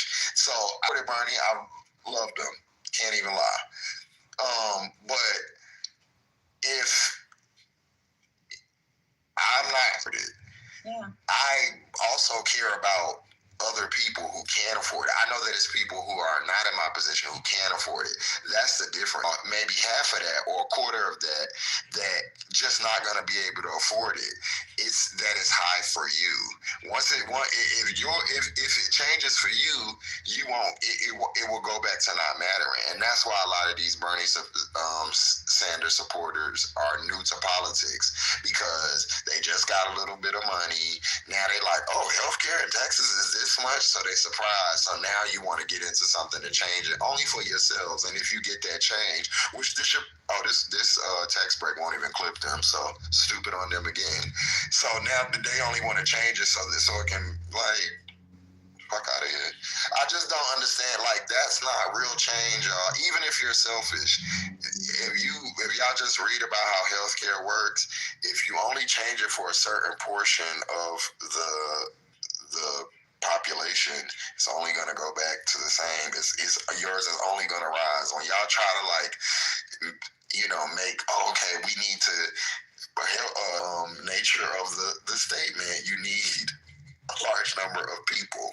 So when they stop uninsured, when they start dropping people's insurance, everything y'all voted for or y'all are mad about is going to worsen. So if you're looking at $600, be prepared to pay $1,200. I understand how y'all don't understand how that works. So when y'all say, "Oh, it's the Republican," the thing about is that Bernie people who supported Bernie were Democrat, and a lot of independent and actually Republicans came over to support Bernie, and they actually said, "Hey, if it was a choice between Trump and Bernie," and they said this before the votes ever even happened, I would vote for Bernie because at least I trust him that he's going to do what he said he's going to do. He's been in Congress. Breaking news. Can we table Bernie for a moment? Because goddamn, that's been going on for 10 minutes now. Trumpy has just said all air traffic controllers must get back to work now, all caps, 3 exclamation points. Anyone who doesn't will be substantially penalized for the Democratic shutdown hoax that's in quotation marks, I will be recommending a bonus, capital letter bonus, of $10,000 per person for distinguished service to our country. Recommending. For those that did nothing but complain and took time off, even though everyone knew they would be paid in full, capital, shortly into the future. I am not happy with you, capital letters. You didn't step up to help the USA against the fake Democrat attack, capital letters, that was only meant to hurt our country. You will have a negative mark, at least in my mind, capitalized. The best in the world that we are in the process of ordering. Okay, so we don't have state of the art. Okay, the last administration, quotation marks, wasted billions of dollars trying to fix antiquated junk. Again, quotation marks. They had no idea what they were doing. Again, to our great American patriots, God bless you. I won't be able to send your money fast enough. To all others, report to work immediately. Full of shit. Had to do that with FEMA. So he couldn't put gas in his vehicle. He said he don't even know how he's gonna pay his fucking rent next month. So he can't pay us soon enough, Patty, though, because he ain't. Trump lost his motherfucking mind. I'm dead.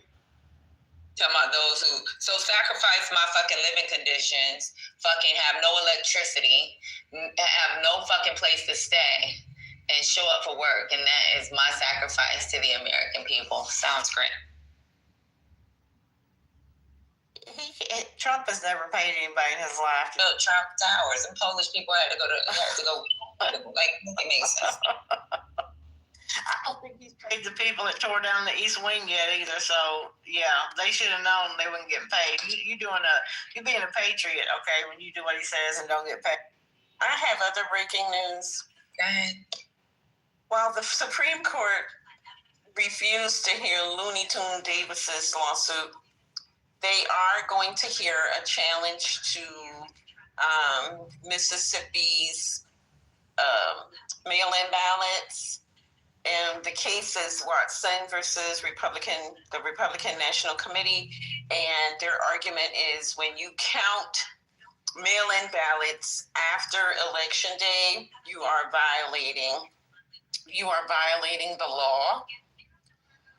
Because Election Day means the results should be announced. People should vote. Votes should be counted, and the announcement should be made all in one day. So the Supreme Court has agreed to hear. That's stupid, AJ. Well, that's what they say. They mean postmarked before election day? Yes. So what happens in Mississippi? They say the ballot has to be postmarked before Election Day.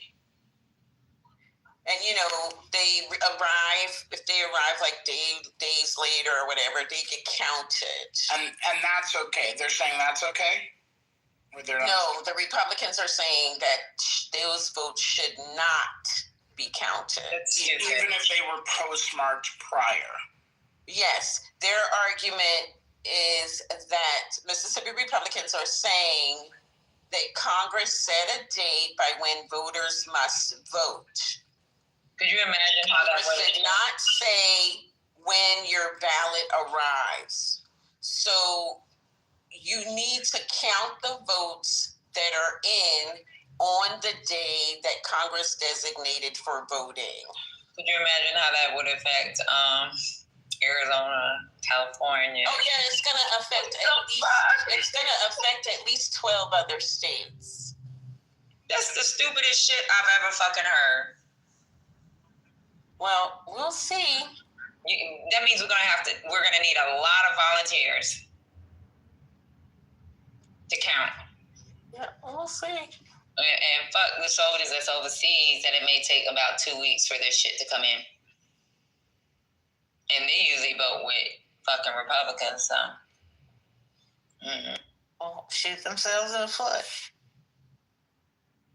Yeah, but we've seen how the numbers fluctuate because we're waiting for those counted ballots. So I don't know. There's only a few states where that happens, where they still getting votes. Good luck. Because if I don't see it, it's going to be a problem, Patty. That's propaganda. He ain't giving shit. He can't even give that $2,000 because we'd be a negative. And what tariffs has actually. He wins. Suckers everywhere. Child, they say Ghislaine Maxwell is receiving customized meals personally delivered to her cell. She has a private exercise area that she can go to after hours. Got in that prison, and who is over these prisons? Who's the president right now? Who would put someone as heinous as her and give her anything that makes her day better? That just speaks to what we know. What's in the files? We know. Somebody from the prison say they are offended that she is receiving these luxuries and she should not even be in here with her She should be drawing another breath as far as I'm concerned.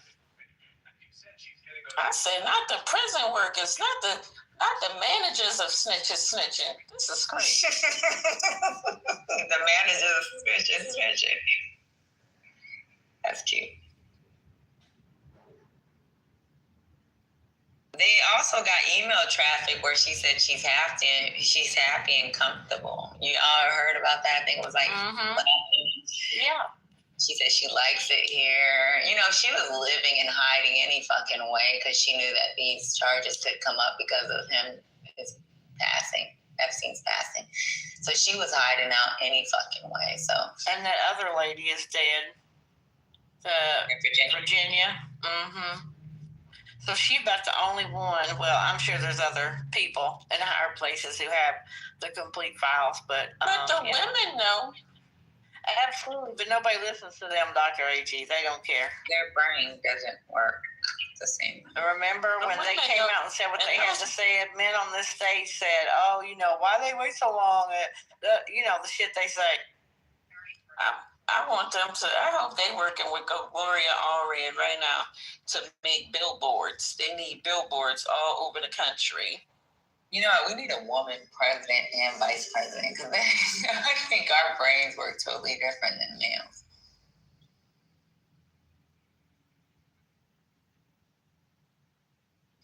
And then we can have a White House correspondent or see Nathan's eyeballs in the chat. We have a male explain what's going on. Be the one that explains the agenda of the president. Not a male press secretary.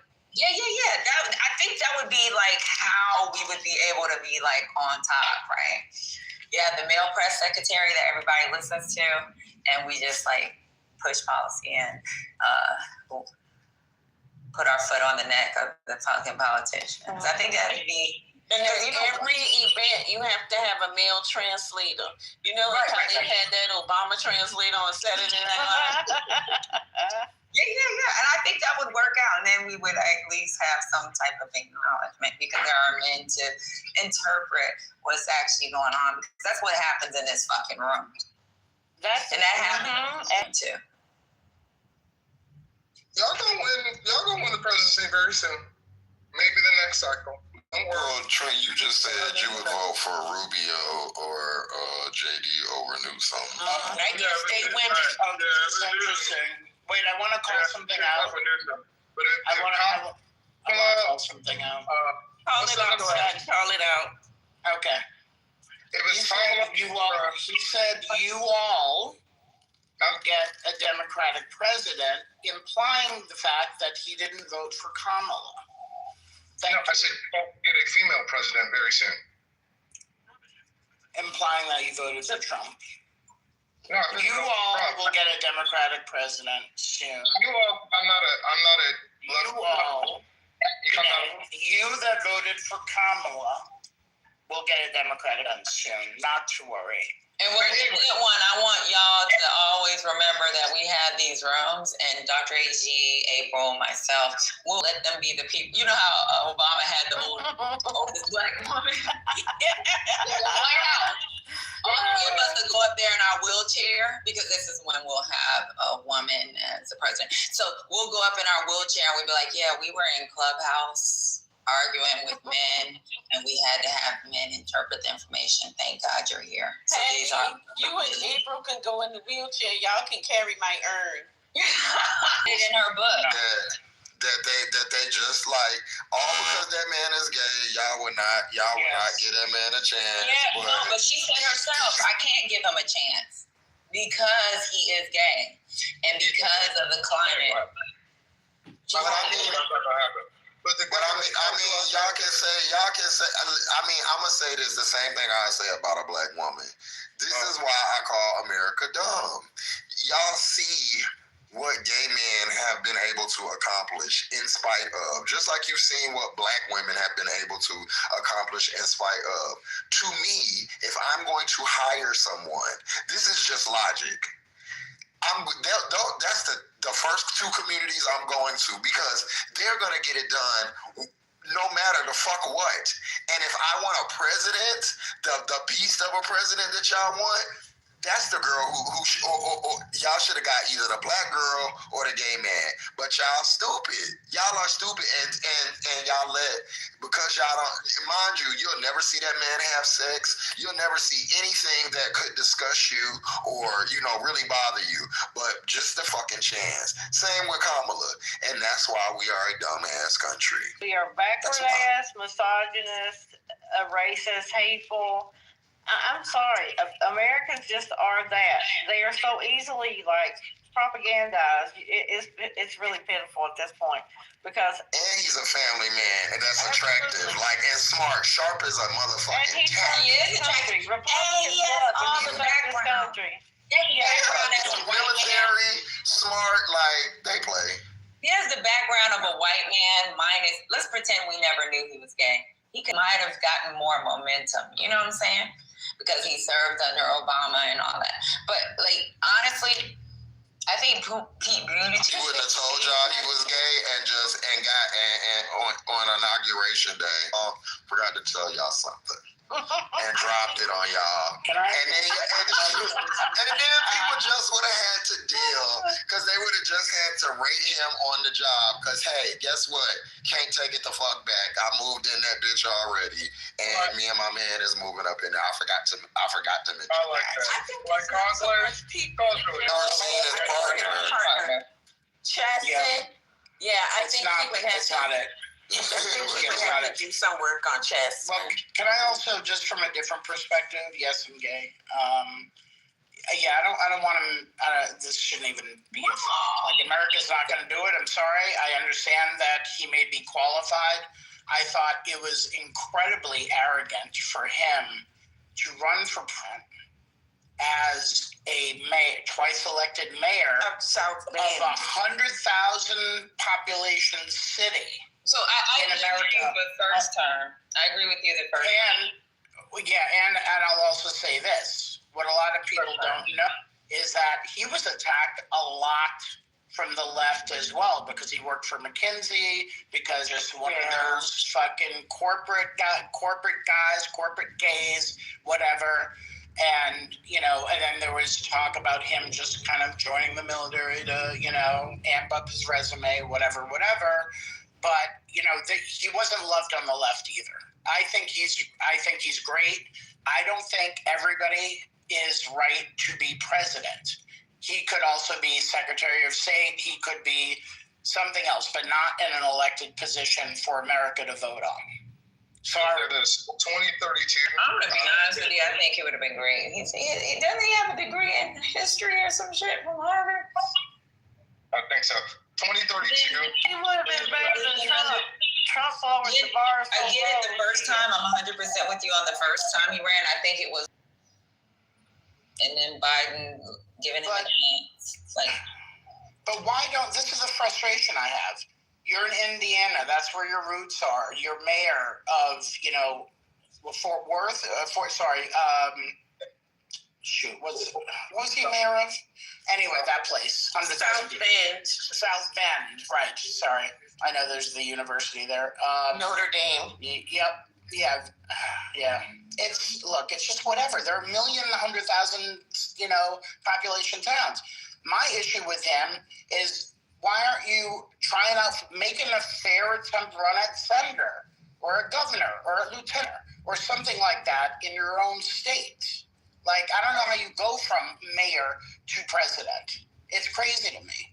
And his spouse is not a winning formula. I'm sorry. Yeah, and Patty, he was an English major in college, and his dad is like a famous English. His dad is a well-established English professor. My dad was an English professor, but I thought he was a history major. Yeah, and he is the child of an immigrant. But Obama did a shit that people don't realize. His dad's an immigrant. There's shit that Obama behind the scenes to help boost Pete's popularity, where he put him in certain positions, speaking positions that helped him like in a part of the administration and then later on become president. So I think it was just an advertisement. I think he knew he was, when it comes to like civil rights and being recognized. No, I think it's good. I mean, it's a net positive. I'm right. Saying that the part I object to is the part I object to where for a lot of other people as well, when they say, oh yeah, he should be president, or oh yeah, AOC should run for president, oh yeah, Jasmine Crockett should run for president, or you see that talking point with the right and also MAGA, because they want to see. That's the enemy that they want to fire at, to be ahead of the party. No, I don't know. Listen, Whitmer, Harris, and AOC are all fucking formidable. If I were AOC has a vision. She doesn't. Her policies are more on vision. It's not about legislation. Even when people bring up fucking Green New Deal, like, Scotty, these people don't give a shit about policy.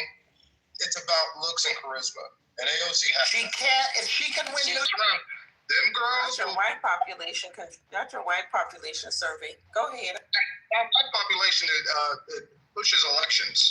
They're actually a larger population, ma'am. They're actually a larger population. But your white don't know all them to poll. Yeah, okay. Hey, guess what? I talked to people in. Hold on, Trent. I talked to people in New York City, in her district, that don't like her. I talked to people in the States that don't like her. If she win New York State, which is a very diverse political constituency, then maybe. But the talk about her being president is asinine. Okay, my man, I get it. I know. I agree. I agree with you. I know that there are certain people that don't like her, but then she also has a movement. She also has a very young movement. And when it's a lot of this is about looks, and the Hispanic female is a larger demographic than the black. You're being disgusting right now, sir. Yeah, your fetishization is offensive. This is going too fucking far. But Dr. AG, we're not going to say dance. Talking about the Hispanic woman. What's going on? Right. We can't talk about. You can talk about the black female vote, but you can't vote. Is not a monolith. Yeah, Trent, I was almost about to come off and say I kind of agree with you, but then you took that turn. But I will say this. I think that going forward, because the people that like, they're going to die.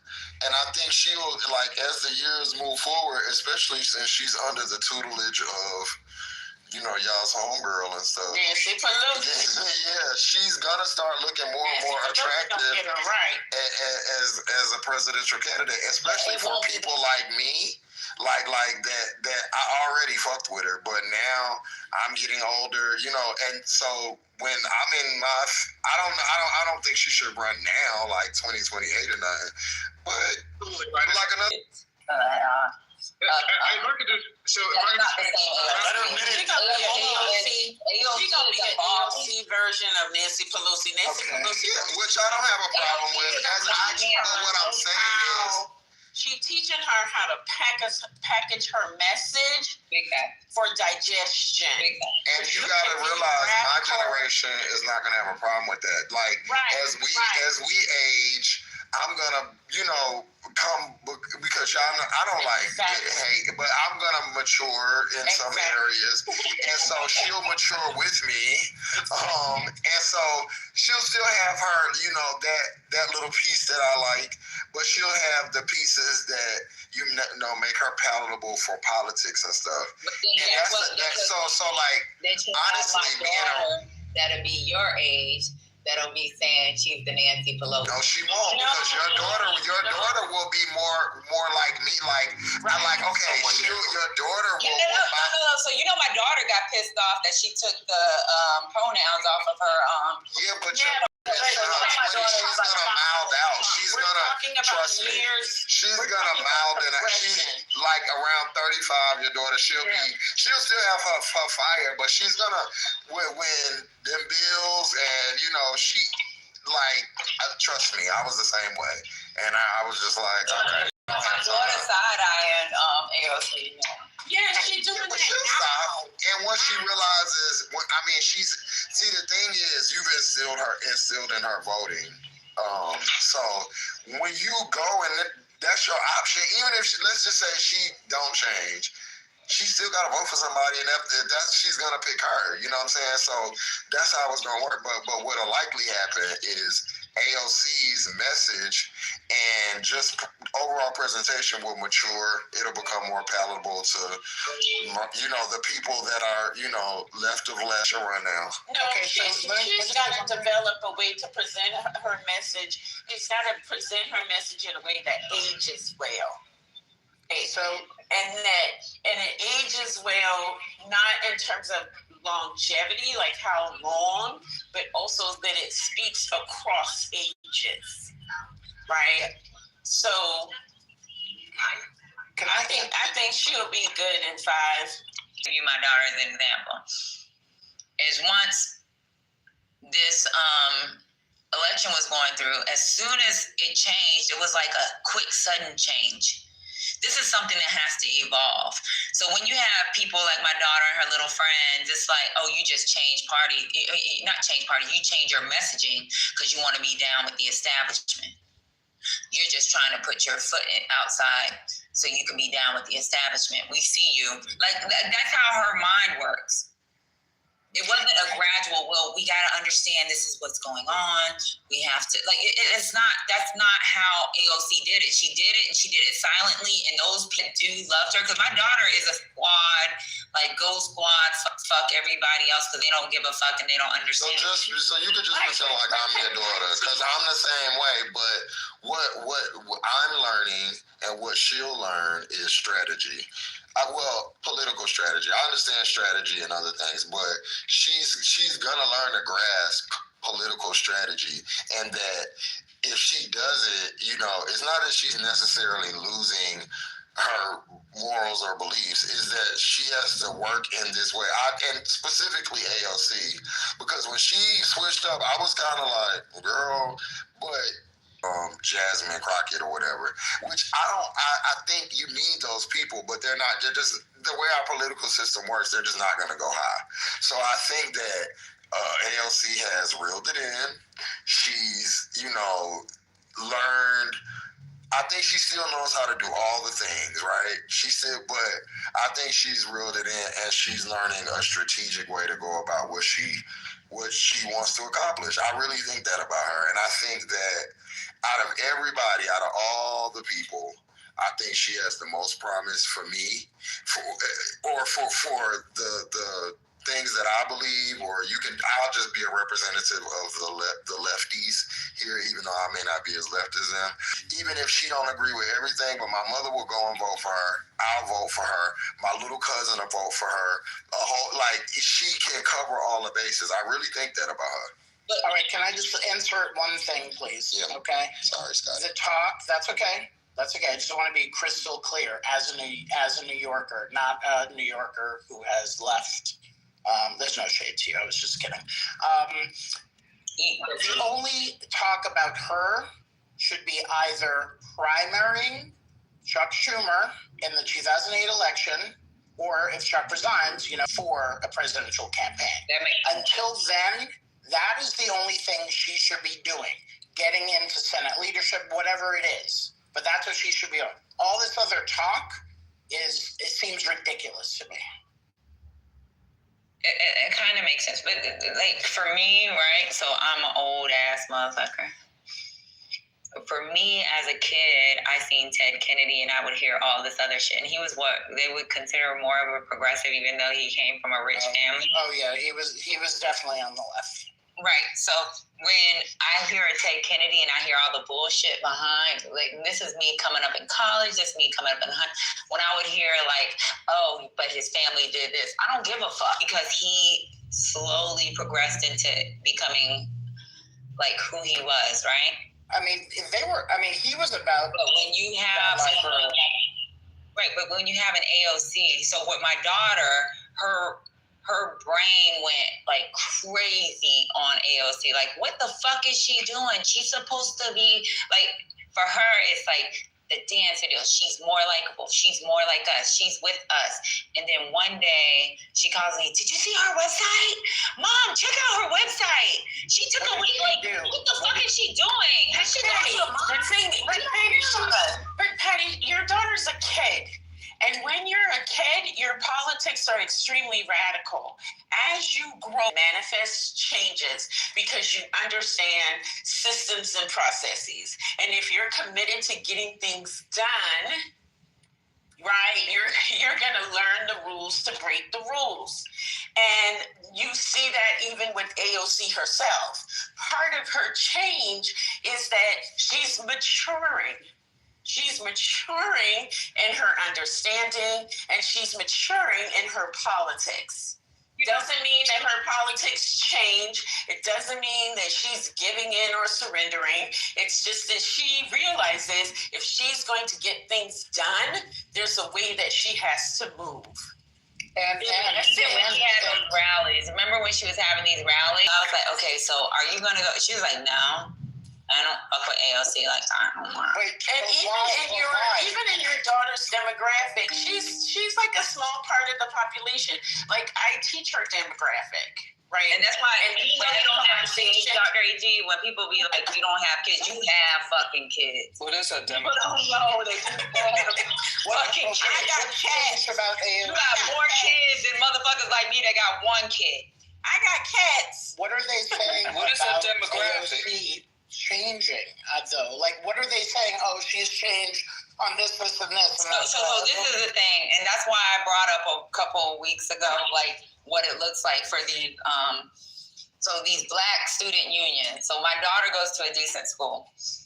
With the Black Student Union, these kids come from families that may have really taken care of them. I'm not saying I was able, honestly, if it wasn't for the government, she wouldn't have been able to go to decent schools. It's the government that paid for her to go to school in countries that would have cost me my fucking arm and leg, and I'd probably be tense right now.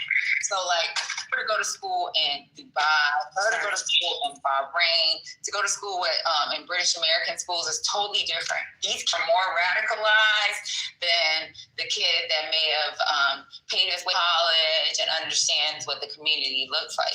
So when you got kids like that may make an impact in the future, because a lot of those kids she went to school with are kids of diplomats, right? And we know what diplomats look like. They end up becoming either diplomats, politicians, or somebody that makes decisions when it comes to policy. Those kids are very radical, and they don't even know what it looks like. But them seeing AOC, and this is my daughter, one of her best friends is somebody's child, one of them that she chills with, and this is the one in New York. The one in New York, one of her best friends is friends with someone that worked, that her father's Black, her father lives in a very rich community. They go over there to chill. She went to the Hamptons for some summer thing that they be doing. She went to, but those kids are radical, and they're radical to the point that you would think that they're fucking broke. But these kids got money, and they don't know no better. And their radicalization has nothing to do with them actually understanding the movement. It's about them just fucking reading and thinking that AOC is a piece of shit because she turned overnight. And these are the black student unions that are coming out of these PWI schools. So what she's changed overnight? What are the things that she's changed about? Just her whole, like, the way, because she has, like, first off, linking up with Nancy Pelosi is a signal. It's a piss off. Yeah, it's a piss off. And then removing like that because it looks like because she's always been a like rebellious voice. But let me just say this: your daughter, you could just look at me. When we first started talking, remember, Patty, I was real late, and I still am hard left. I didn't change, but I would give like. Let me see. Let me be super honest. I would give like 4 people credit. You first, Dr. AG, but the most credit I would give to Can y'all still hear me? Yeah. Okay. I would honestly give to Go and Matt because I had many a conversation where I couldn't see it. Your daughter will be the same way, and even if she's not. She's making reactions or whatever, and she's gonna still keep her politics. But what you say to her or whatever, she's listening. And when it's time, you know what I'm saying, she'll like make the choice that's closest to whatever she believes. And trust me, if AOC goes right now to run or whatever, or even in 10 years. Your daughter's gonna vote for her. Like just because a lot of people start off as super active, and I don't think, which I can only respect, because I want to see her. If she don't listen to her mom, and then where the girl brain shit comes in, because even if so you're talking about, Patty, your daughters, they're voting for Mamdani for those same reasons, and what Mamdani's going to have to do as mayor is he's going to have to be more pragmatic. He's not going to be able to get shit done just by fiat. So immediately, within 6 months or 3 months, you'll see those voters start to turn on him. Oh, I thought he was about that life. Oh, he's like talking all that. He's meeting with business leaders. Oh, he just met with Jamie Dimon. Like, they're going to. Oh yeah, that got brought up today. I'll PTR a text message. She said, "Why did he meet up with Jamie?" Yeah, but that's agility on both sides, because if y'all cool, like are y'all willing to?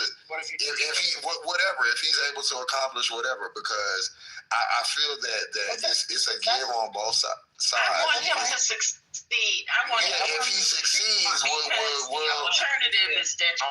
Yeah, as long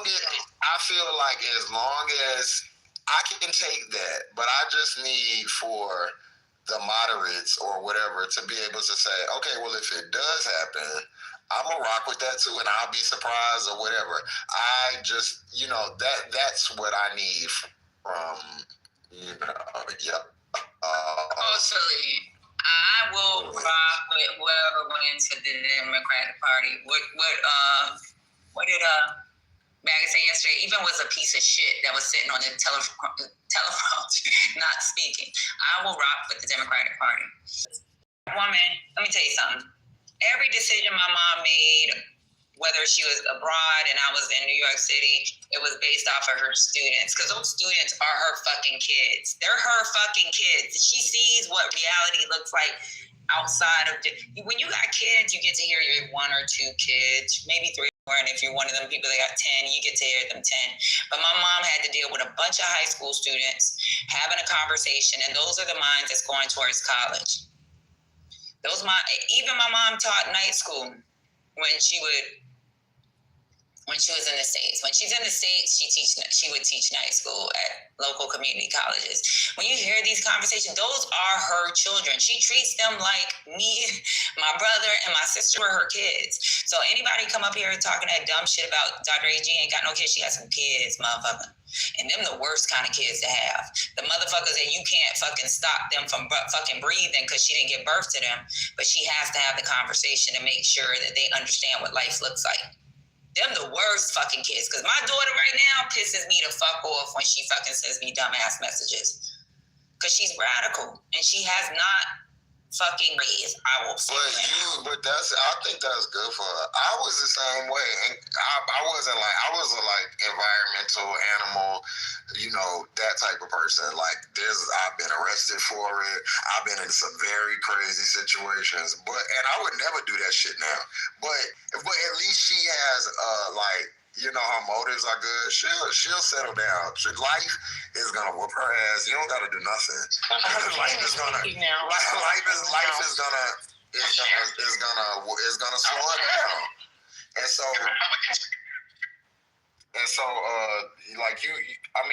I feel like everything she doing, like she cool, like she doing what young people do.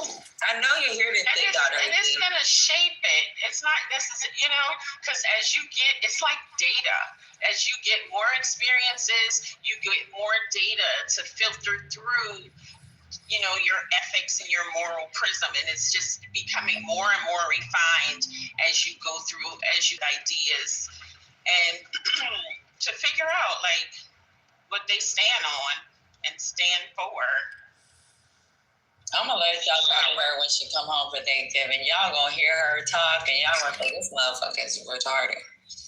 I should probably not Daddy. I went to school to be a veterinarian. The people that I went to school with used to be doing all kind of shit, throwing shit on people. Real activism. These people, some of them people is voting for Trump now, and fucking conservative as they come. Life changes you. So she real far left. She'll be like center left by the time she get like 35, 40.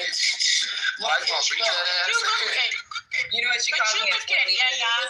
You look at Ayanna Present because she was older. Her life experiences were very different. So you got a lot of different options, But this is what happens all the time. Like the far left, they fall in love with revolutionaries and abandon them when they become realists. It happens all the time. Yeah, she calls me a slave. Oh Lord. Mm-hmm. Well, I feel like even yours bringing to the system. I understand. I know one day I'm gonna say, oh, you know what? Well, I'm gonna liberate myself from this slavery, and I'm gonna liberate you from it too.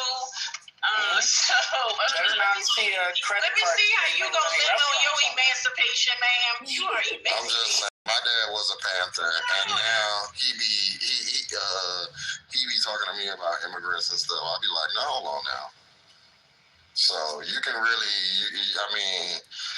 the older you get, the more right you go, which is unfortunate.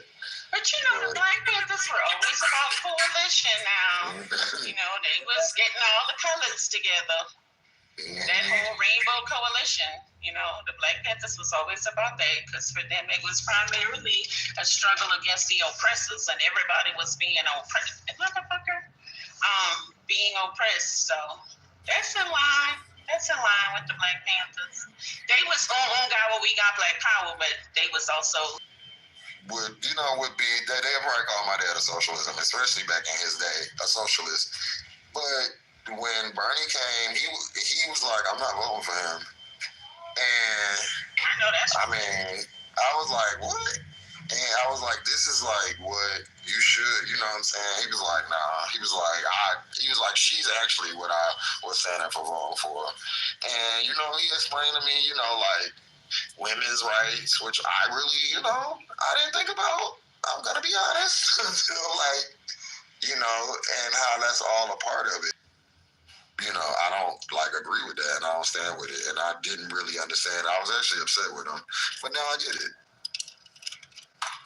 A lot of these young people do take almost every issue that they care about and put it on 10. Like everything is the same level of intensity. You shouldn't care so much that that fucking AOC removed they or whatever the fuck it is from her thing. Like, that's not the important thing. The important thing is other things, and everybody puts so much weight on so many of these things as if they are all equal, when they're not. You're doing this, you have to do this arithmetic in order to govern properly. And that's why even this spectrum idea, left, right, whatever, is so problematic, because you can have like your dad culturally who like has a certain thing about the, immigration, but there's all these other policies. And then like, where do you put him then? Is he not on the left? No, he's still on the left, but he has, one or two issues that are not going to, fall in properly with that spectrum notion, which is why I just feel like, left, right, far left, whatever. Like, it's the way my ideology works is like all over the place. And some people would consider me far left. Some people would consider me left of center. Some people would consider me moderate. So I don't even know. But, yeah. Yeah, but it's scary when you hear them. And then even with the organizing, so like even with the organizing of voting for, and these kids are not kids that are worried about their meals. These are kids that are worried about other people's meals and don't understand like policy for real. They can read policy, they can interpret policy, but they interpret policy coming from a privileged situation. Absolutely. Absolutely, and that's the prerogative of the privileged, right? The privileged can afford to be radical. And that's why a lot of times these people, they change, because when you got to get out there and hustle, when you got to make your own way, even when you have parents who have money, right? At some point, you got to face the world on your own. And when that happens, y'all, I'm not rich at all. Please, y'all. No, it doesn't have anything to do with that necessarily. It's just the idea of it. Like it's not only about money. It's not, and a lot of it is about rebellion. I don't know if y'all ever heard this quote about Tupac, but it's safe to rebel. Tupac said, as a black man, you get about 30, up until you're 30, maximum years of, fighting back, you know what I'm saying? Because, as a black person, it's a fight. So, he said you get till you 30, and then life beats you down, and you're not necessarily silent, but shit levels out for you, and that shit is fucking true. Once you get 30, it's not that I don't believe the same things. I absolutely believe the same things. How I go about shit, what's worth it to me, balance in life, because at the same time, I want to be happy. I want to be content. I don't want to spend all my life fighting. And once you get, a certain age, you realize that shit. And she'll realize it once she gets to the age of wanting a family or whatever it is she wants to do her career. She gonna be like, yeah, I don't want to spend all my time doing this. That's why sometimes, I would say I'm very progressive, but I'm not about to sit up there and fight y'all that are closer to my belief. Even though I'm left of y'all, it's not worth it for me. You know what I mean? It's not, and she'll realize that. It's not with what they say, but they want to fight within, which is so stupid. I would rather, if you, close enough, it's fine. All right, you don't believe in universal health care, but you believe in something close to it. I'm not about to be no, I'm not doing that, because that's not the political climate we live in. It's the seek of the perfection, and that you can have everything exactly the way that you want it. And that's the thing of the privilege too, right? You get what you want, when you want it, how you want it. And it's perfectly that way. And so I was thinking about one time when she was talking about, I was saying, well, how would you like it if you only had to eat noodles and drink tea? Because mommy had to eat noodles and drink tea through college. And my parents were helping me pay for tuition. The thing is, she has more help, and she doesn't understand that.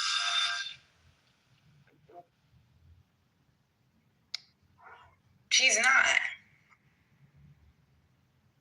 Need those people that do have the privilege that are willing to be nah, fuck that.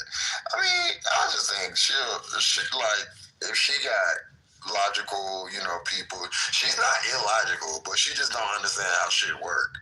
You know what I mean? She thinks shit should be fair, and we just don't live in a fair society. You know, like that's just what it is. So once you grasp that, and then you that's the point you know what I mean? Like I'm not expecting, my grandma out of these people, but And I'm not rich, y'all. It's just she's been able to be okay.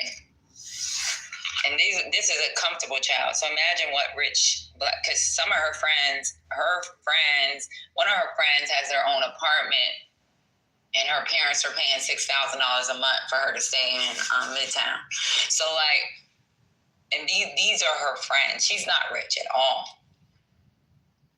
She's just able to eat. She's able to fucking go to class and don't have enough worries that a lot of other kids have.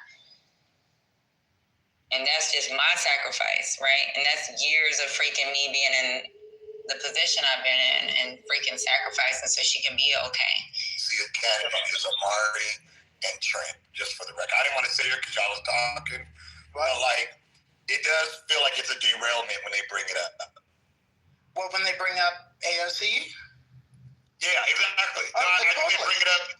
Yeah, I've been saying this. Yeah, I was hearing you. I was with you the whole time because I never heard anyone space. My dad calls her a Mark behind her back. Oh, you're freaking out. And I feel like the conversation shifted, but and I'm not just saying we need her in a different lane. Yeah. My dad calls her a Marxist, period. He calls her a Marxist. He says, she's make these freaking decisions. You sending her to school in other countries because you had to get stationed there has made her develop these. I would actually listen to them. With her, because I haven't been so strong on my opinion and letting her talk when she was younger is what's developed who she is. She watches fucking stupid YouTube videos and thinks she can be YouTube. She wanted journalism because she wanted to be combat camera. She's watched women get kidnapped, trying to put out information.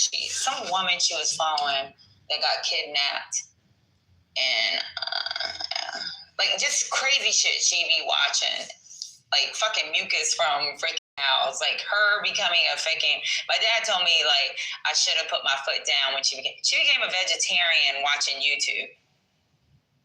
Watching animals, watching how your health is affected. It's just crazy. Yeah, but then she doesn't understand the overall concept of life. I get you. You're her mother, so she got a lot of you in her. No, that ain't me. That's social media.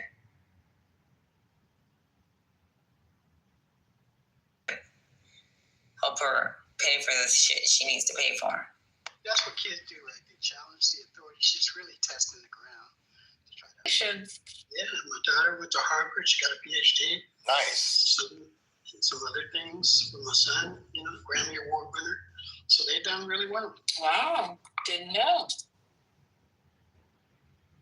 But that shit's a headache, y'all. If you got kids, even Dr. A.G., when y'all say she ain't gave birth to them, she got kids. When you have to hear these kids, it's a fucking headache. And even trying to influence their decisions they always have something that's clapped back. And sometimes their clap back, you really don't have nothing to answer for other than what your life looks like. I don't know. And my dad calls her a mini Marxist. He's that's my little mini Marxist right there. She's a socialist. He doesn't say it to her. She loves me and my mom. And even but my mom's it's also inaccurate. It's also inaccurate too. So just right now, just let her be a leader. Just conversation. And she's gotten really good when it comes to policy because I argued with her about policy when she was a little girl. And now she knows how to use Google. Now she's me that. Now she actually tries to when I be you can do Project 2025 and listen to it if you want to. So in her mind, it's now I've taken some of what you got and I'm going to fight you harder. Well, that's what you want, right? It sounds like you've a smart woman who knows how to advocate for herself and her opinions and think critically. And she might she'll think it through, right? She'll consider. Let me delete her Instacart where she can charge my car. And I promise you, she'll be calling me, what did you do? Wait, can you do it and screenshot the before and after real quick? Let me do it for a week. Just record the audio, Patty. Wait, can you start removing things that are not necessary, in terms of budgeting, if we're going to go there and be fiscally responsible? The only thing I'm kind of scared of, and this is where I may be hurting myself, is I don't want her to starve. I want her to make it through school, and I want her to be I'm gonna have to work extra hours because my mom ain't got me. How old is she? Right now, she just turned 19. So it's I'm fighting with a 19-year-old. And she's currently full time? Yeah. All right, so it's not inappropriate that you're supporting her through school, right? You want her to be able to focus on that. Right. And that's the only reason why it's kind of hard. One time I was like, you know what? Eat noodles and drink tea, because that's what mommy did. And I know my parents supported me with everything they could to go through school. So if I was to do that, in my mind, I said that to her over the phone, but then I ain't cut the Instacart off. And then a week later, she's ordering a 24 thing of water, and she's ordering her rice. She orders nashiki rice, and then she's ordering her she's ordering her shit from home. Does she drink coffee? And she drinks coffee. Okay, so replace it with Taster's Choice Instant. So just try that. And No, I'd say Trader Joe's Instant. Don't be that. No. You have to send a message. What are you doing? You go with Folgers Crystal, Scotty? God damn. Just decide what her food budget is, give her that, and let her decide what she wants to do. I can reduce it because she eats a lot of whole food. Maybe I can reduce it to 50% and see how I'll be I'd better not run into her at Whole Foods. I'll be I'll look at the card. You got to tell me it's in the card. I'll look at the card and be like, you Patty's daughter. Trader Joe's is so much better. So, Patty, my daughter's younger, so this might not be the same, but do you feel like she really knows how to shop? So she doesn't. So what she does is she's one of those people. She's one of those people that research certain companies. Even with her makeup, she won't use NARS. So it's certain companies, she'll be they don't care about the American people. They're just trying to make $1. It's she's one of those, and what ends up happening, it costs me more. So in grocery, or $100 for this and that, where she could have spent $50, because it's in her mind, there's certain companies that's fucking the public over, but you don't have access to money where you can fucking afford to buy this shit. Right. So instead of having this argument with her over and over, just give her a specific food budget, right? You get X amount per month for food. You decide what you spend it on. That's it. But I also think to do that, you have to shop with them so they I get that, Michael, but you also have to do it with them to understand it. But check this out. You can also try this, right, for fun. You can use ChatGPT, right? One of the GPT grocery planners, meal planners, because that might be fun for her, right? And that can not only manage that budget, but she could get that literacy and all of that stuff. And she'll probably, you know what I'm saying? That's a great idea. Because you can even revise and be like, I'd like more water in my budget. Or what happens if I do this? And it'll give you different versions of it. But I'm going to be honest with you, Patty. This sounds like small violence. Drink water out the fucking sink. They don't do that now. That's buy her a filter, a really nice filter then. Yeah, check this out. There was one time where she was only drinking black water. Black water.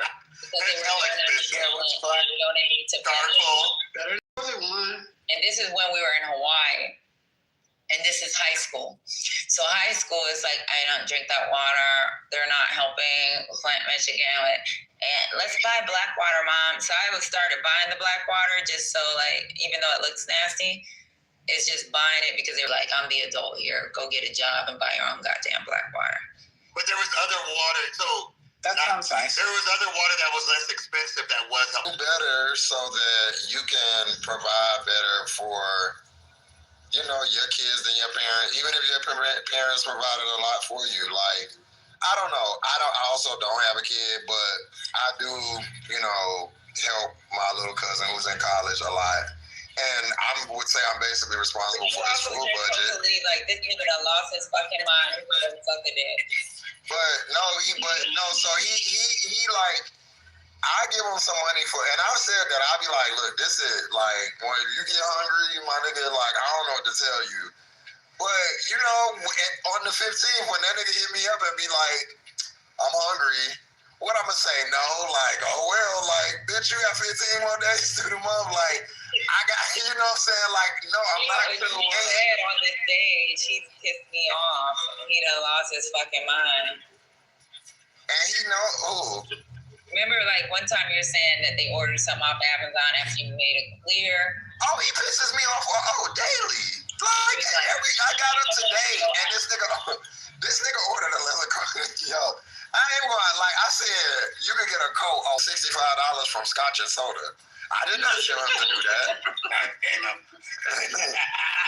didn't tell him to do that. With these kids that are privileged. We're like in no trouble, like, so also I'm not gonna like make you feel that terrible. And you are privileged, you're a brat, like hands down, you know what I'm saying? Like, but I don't know. I'd rather, you know, that than the myriad of other motherfucking things he could be doing. I'd rather him be a brat than, you know, be like acting like Young Thug or some shit. So, nigga, if I felt like I know suffering because I was like, I had to eat noodles and drink tea to stay full. But you know, I used to tell him that all the time, Patty. Like, you don't know what it's like. And I said, but I had no valid answer for that. Like, you're actually kind of like, he was like, ain't that the point? Like, he was like, because when I get older and I have a son, he was like, it's gonna be the same. And I was like, I just was looking at him like, wow, this nigga's actually right. Like, so he was like, I do, you know, like, nigga get good grades. Like, if I say, you know, nah, you gotta pull this up or you gotta do this, he does it. So, I mean, that's your job, like, right now. And when I say, oh, I don't like this or this look crazy, he fixes it. So, like, I can't. Yeah, but he's not like disrespectful. Mine doesn't fix it. Oh, okay. Well, you know, that maybe then, you know, maybe you hold out on a little bit of stuff. But she ain't no like awful kid, you know what I'm saying? So like, I don't know. It's just so much, and especially when I be seeing these young motherfuckers on here and how they be talking. That shit make me want to just buy a gift just off GP. At least you're not like these fuckers. Yeah, but she doesn't fix it. At least you said your nephew will fix it. She doesn't fix it. Her mindset is her mindset, and she thinks she's like the revolution. And she thinks like the Black Student Union is the revolution. And I'm like, yo, you're not going to a community college with the Black Student Union. You're going to a decent school. And y'all revolutionary ideas is coming from a place of privilege. Just ask her, when she comes home for Thanksgiving, ask her, how did your mom take the slave to this? I've asked her, how am I a slave? Because you're fighting for a country. Because I've always let her, like, one thing my mom has told me is like, don't get mad because she's honest. Because that's when because the truth hurts their parents and they don't want their parents to know the truth. So like, me letting her be honest and truthful and have conversations has developed a person that think that she can say certain things that may piss me off. And it's like, fuck, like, shut the fuck up. Who are you talking? I'm a grown ass woman. But I want her to like be able to speak to me. But at the same time, sometimes it's gotten to the point, I think because she's now 19, that I don't want to hear her 19. Like, if she was in this room, I'd probably drop her and tell her, shut the fuck up. You don't know what the fuck's going on. And I hope you know I'm laughing because I have a daughter, Patty. I wasn't poking fun. I'm laughing because I could see it already developing with my 17-year-old. Right. And guess what, Brian? When they go off to college and they have like minds that give them more information, these motherfuckers are smart. They will find policy and find loopholes. This is also where, you know, understanding how everything works becomes helpful because a lot of these people, and I don't blame them for, having their views and their passion and being, morally sound. They think that the enemy would be people who are actually fighting to get some of the stuff that they actually believe in actually done. Not not some ideological win, but an actual win that is, legislation that can actually go through that would actually benefit them. They think a lot of those people, like in the Democratic Party, are just their enemies. And what they will sometimes do is that they will pick out a certain, legislation that maybe they signed on to that could be part of a bigger bill, and then they will be hyper-focused on that item in the legislation and said, oh, that person voted for this. Therefore, they're garbage. Everything about them is garbage. Exactly. They will do that. And then the other thing, which we also heard this weekend, is when people on the left were questioning Ketanji Brown Jackson's vote decision or whatever about the SNAP that happened and why the Supreme Court rejected it, and her reasoning was that it actually goes to, the circuit court quicker. Maybe Dr. A.G. would know better, but it goes through the process quicker so it can be done quicker instead of the Supreme Court deciding to take it on, which delays SNAP benefits. So because people don't want to actually learn about what these things do, they will immediately think that their decision or their votes, whatever, is nefarious, and therefore we got to throw them out. They're not about that life. They're not for us. Look what they did. So I think those kids understand Ketanji Brown's decision, because even with me and her having a conversation about the decision, she understood the decision. She understood the appropriations if Congress had to add additional funds, right? So she understood that. It's just the really crazy ass arguments that we have, and I don't even argue with her like that no more, because I'm honest with you. At this point, she has gotten smarter than her own mother. Because I can argue with her something and then be like, give me a second, let me Google this shit because this doesn't make any sense.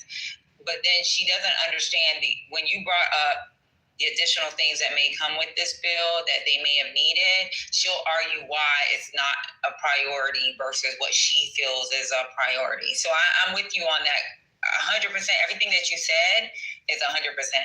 And she doesn't understand the overall masses that it affects. She just understands how it affects poor people. And I was like, she just sparring with you. That's she just sparring with you. I used to do that with my mom. My dad used to call me.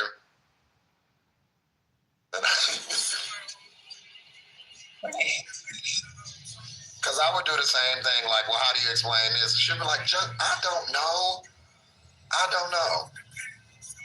And you can Google the arguments. You can Google everything. You can use Gronk. I just put the link in the chat that has a really great short summary of why Ketanji did what she did, because she oversees that specific circuit, and she actually outmaneuvered in some ways because she didn't want to go to the shadow docket, like what you were describing, Patty. Mm-hmm.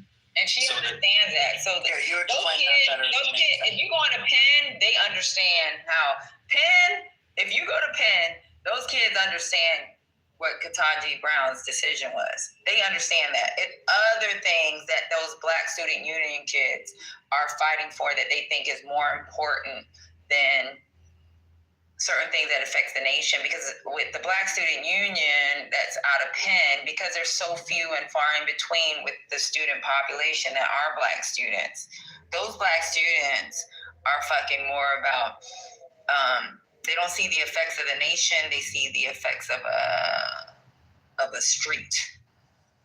You know what I'm saying? Or maybe a smaller percentage that there's still additional benefits. You know what I'm saying? So their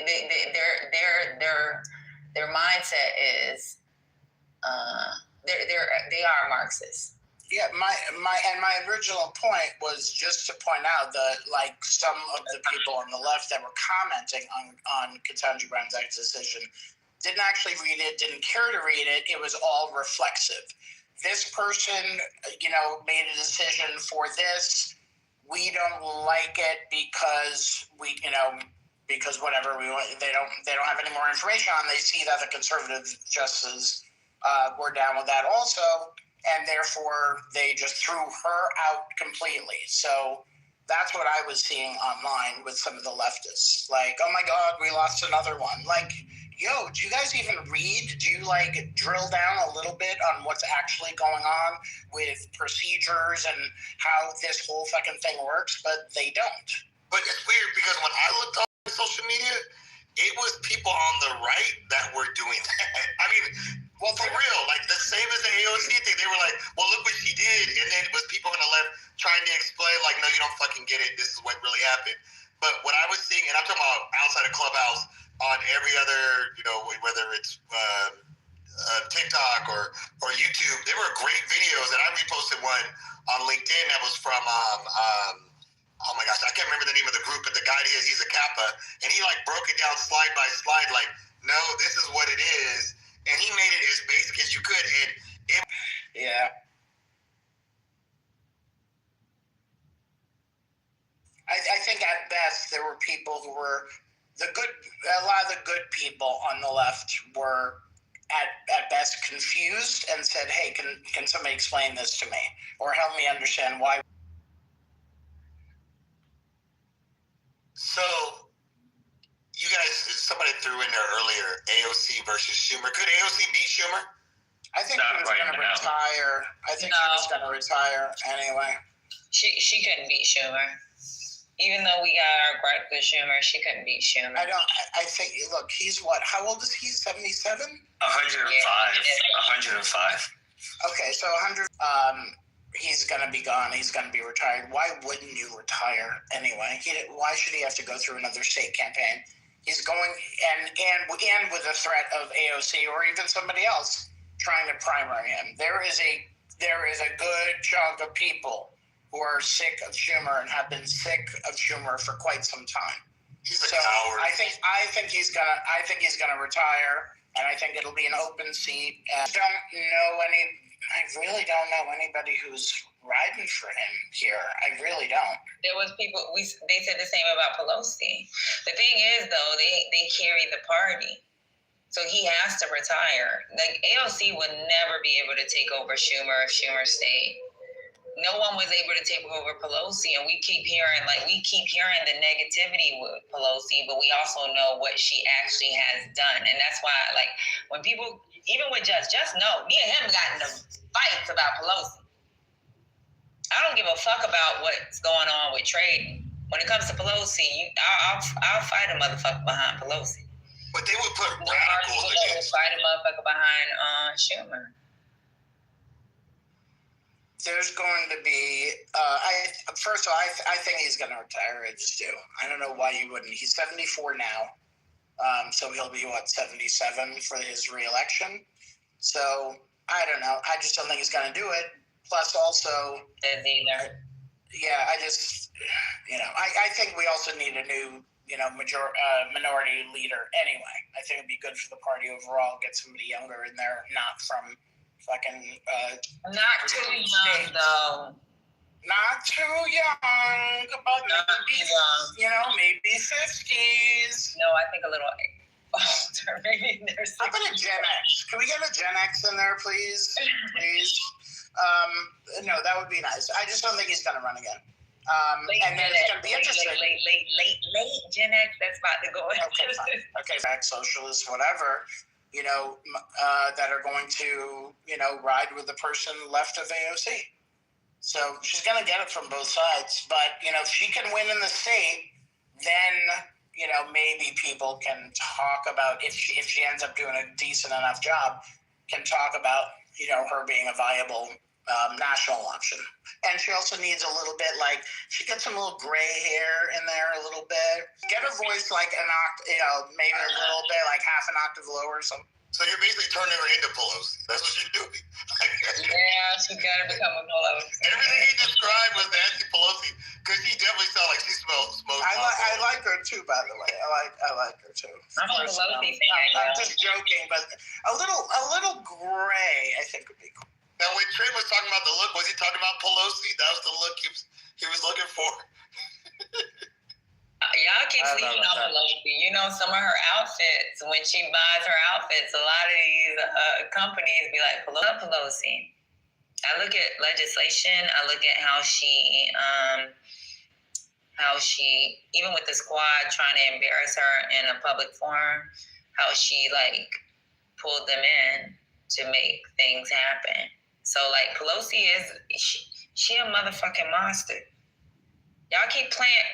That's right, Matt's a baby. That's my son. And he even says she's the queen. She is a motherfucking queen. Y'all keep sleeping on that white woman.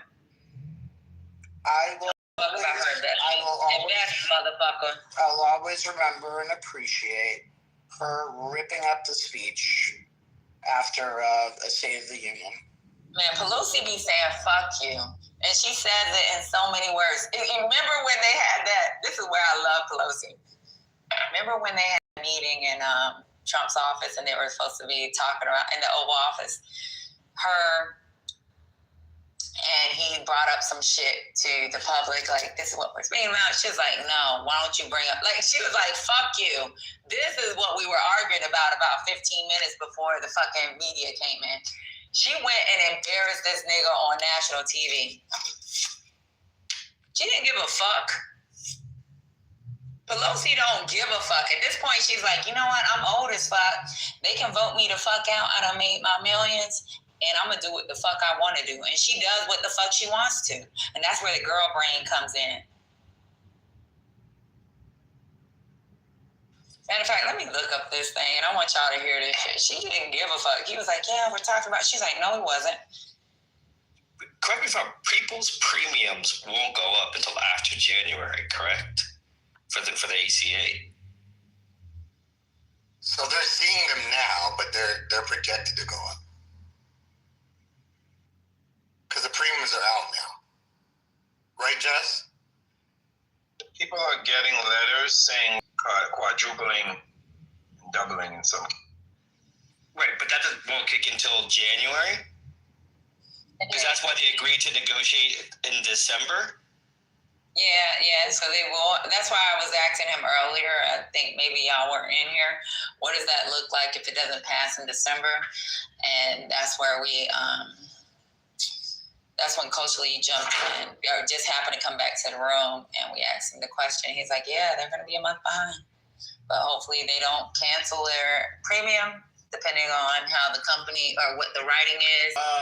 So the enrollment period. So the people who've been getting their letters and been asking to renew, if their letters haven't gone up or, it's gone up just a little bit, and they renew it, right. So but they sign it.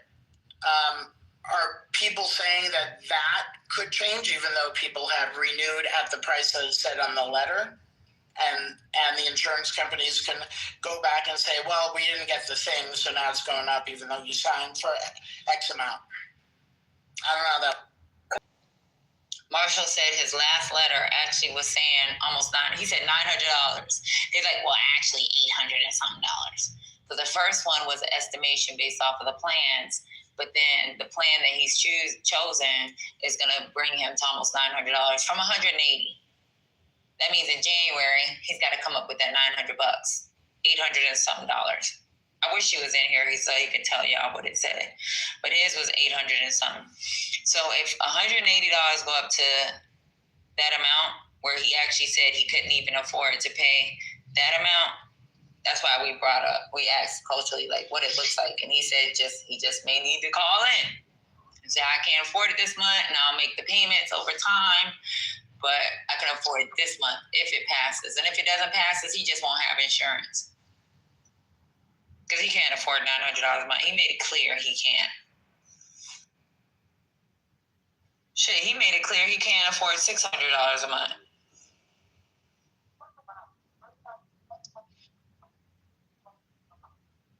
Yeah, and if you get canceled from your, because this is going to affect your company insurance too.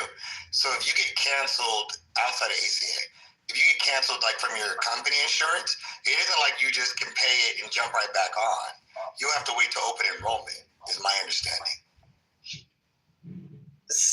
Culturally, are you there? I think he said it cancels for the whole year. Until open enrollment for the next year. Until open enrollment again. Yeah, so that means they have you insurance for the whole year. So don't get COVID, don't get sick, don't fucking break your leg because you can't afford to pay it.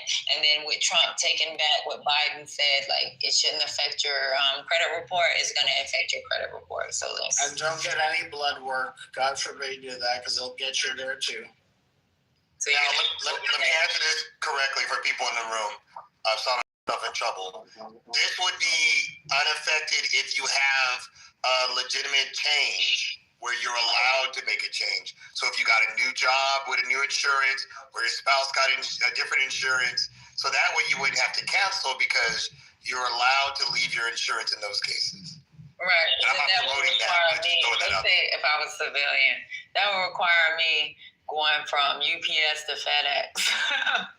But okay, so to me that's the best scenario because you could be part-time at UPS, allegedly be part-time at UPS and get benefits, and that would count as a change. You could cancel that other policy, whether or not you stay with UPS or not, allegedly, and then then you can make other decisions down the line. But it's crazy too, Brian, is you're talking about going from UPS and allegedly, like a lot of the jobs that are being lost right now are the middle management or higher management jobs because of salary. Whereas, like I made a comment earlier. Now that you say that, I made a comment earlier when my mom was saying like if these subsidies go backwards, right? How it's going to affect her. Right? It's going to affect her because she uses this thing called Workday. I said Workplace earlier. I know it well. Yep. So my mom uses Workday for people to buy into their policy. And what happens is a business, like let's say you got restaurants and you got let's say you got 10 restaurants or even JD, 17 restaurants. You got 17 restaurants. They may use these applications for people to buy into, and they know that a lot of people that work for them don't make enough money, but they can't afford as a quote-unquote corporation or company to freaking pay what they're gonna have to pretty much charge people that's hurting, that's on that line where they may not be able to receive food stamps, so they're making enough money. But they need food stamps. They're going to have to charge them, hey, you're going to have to pay X amount of dollars towards this policy because we can't afford to pay this policy. Exactly.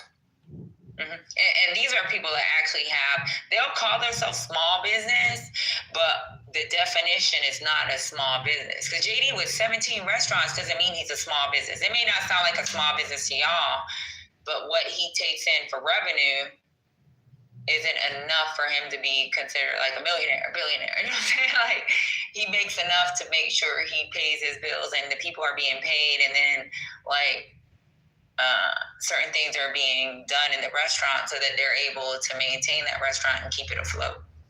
So when I worked in restaurants that were in airports, we at Denver, 2 restaurants that for a year we knew were going to lose money, but we were making enough on the other restaurants that made it worth it because those airlines, it was like Frontier or something else, and they were like, yeah, we know you're going to lose there, but you'll make way more here. That's what they do a lot of times. They'll do that with shopping malls, You'll be like, why is that Macy's open at that horrible-ass mall? The mall out here was called Valco in Cupertino. Nobody was going to that mall, but because the same owners own Valley Fair, which was the really nice mall. You know what I mean? So that people do, there's like that. That's almost a monopoly in itself, the way those kind of deals work, but that's just how business works.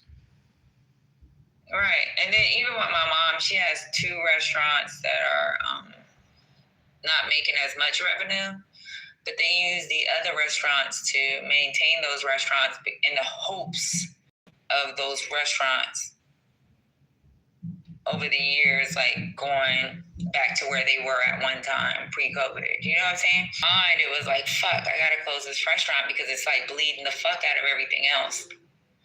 So like they don't, and even with JD, it's like I may have to sell this because if I don't, it's gonna hurt my overall revenue.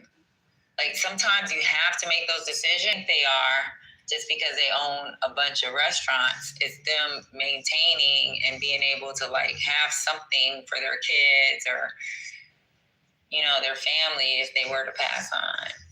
And they're hoping for a future. And if you're a corporation, you can hold on to land, right? You can hold on to spots. Marriott, for example, you can just hold on to hotels, use the money, because 5 years from now they're proposing they might do this to that city or this.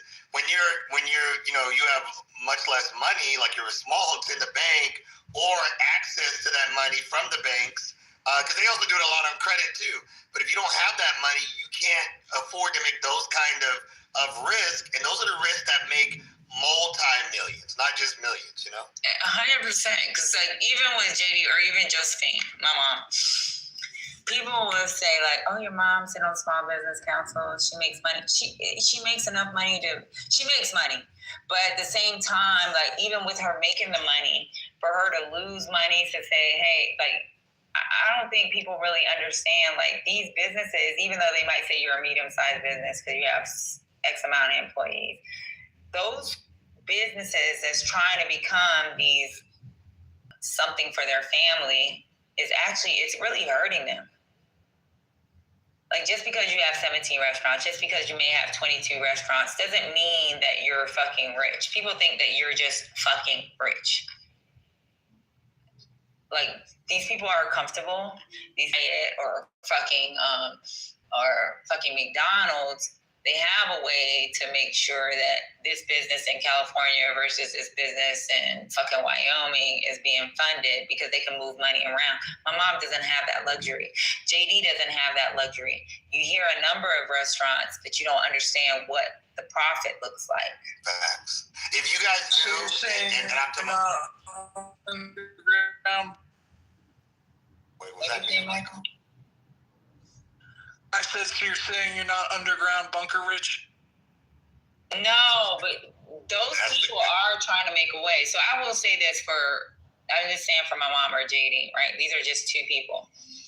For them to make sure that their people are being paid. But then there's a level of what payment looks like. Just because you see a number of restaurants that they may own, that doesn't mean that they actually have the revenue to ensure that wages match inflation. You understand? But it also impacts her ability to keep top talent, right? Because a larger corporation could steal that good, hardworking guy that you invested in and trained up. Now they get plucked away by a corporation. I mean, there's just so many. And you know how many times that has happened? Because my mom has sous chefs. Yep, there you go. You know how many times that someone was like, "Yeah, if I can't get the raise, like, I'm looking at going to work in Boston for this restaurant, and it's this type of restaurant."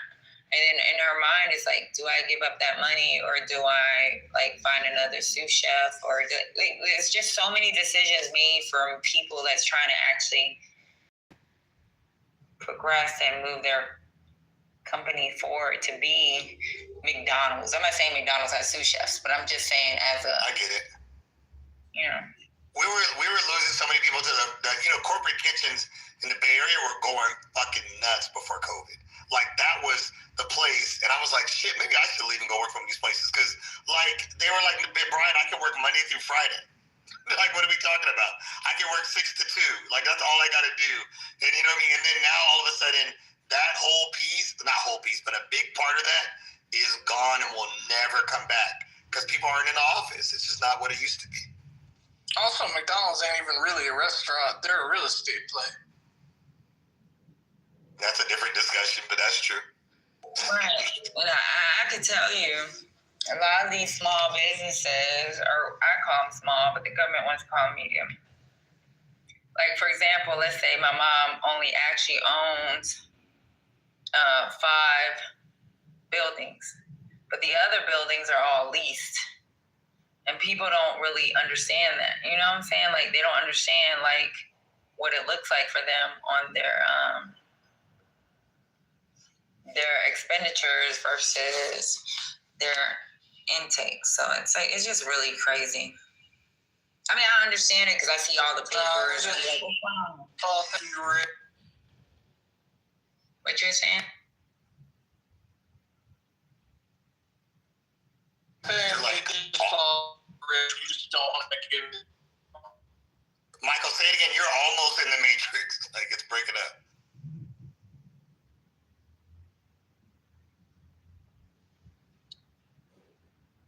Don't want to give it to him. Go ahead, you're good now, Michael. I was saying they just think you rich and you just don't want to give it to them because, you know, whoever has the business, they just must have it and be. Yeah. And the small businesses ain't as greedy as you think they are. And people try to hold on to talent. They try to hold on to people.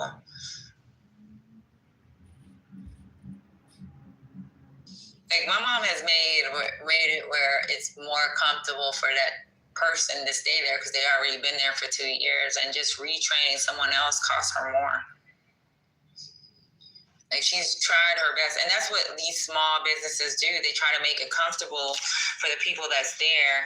When they make demands on raise it, it's like, what does it look like for me? So, like, I got to go back to my accountant, figure out what does it look like from my revenue if I give them this, and what does it look like for everyone else that's working?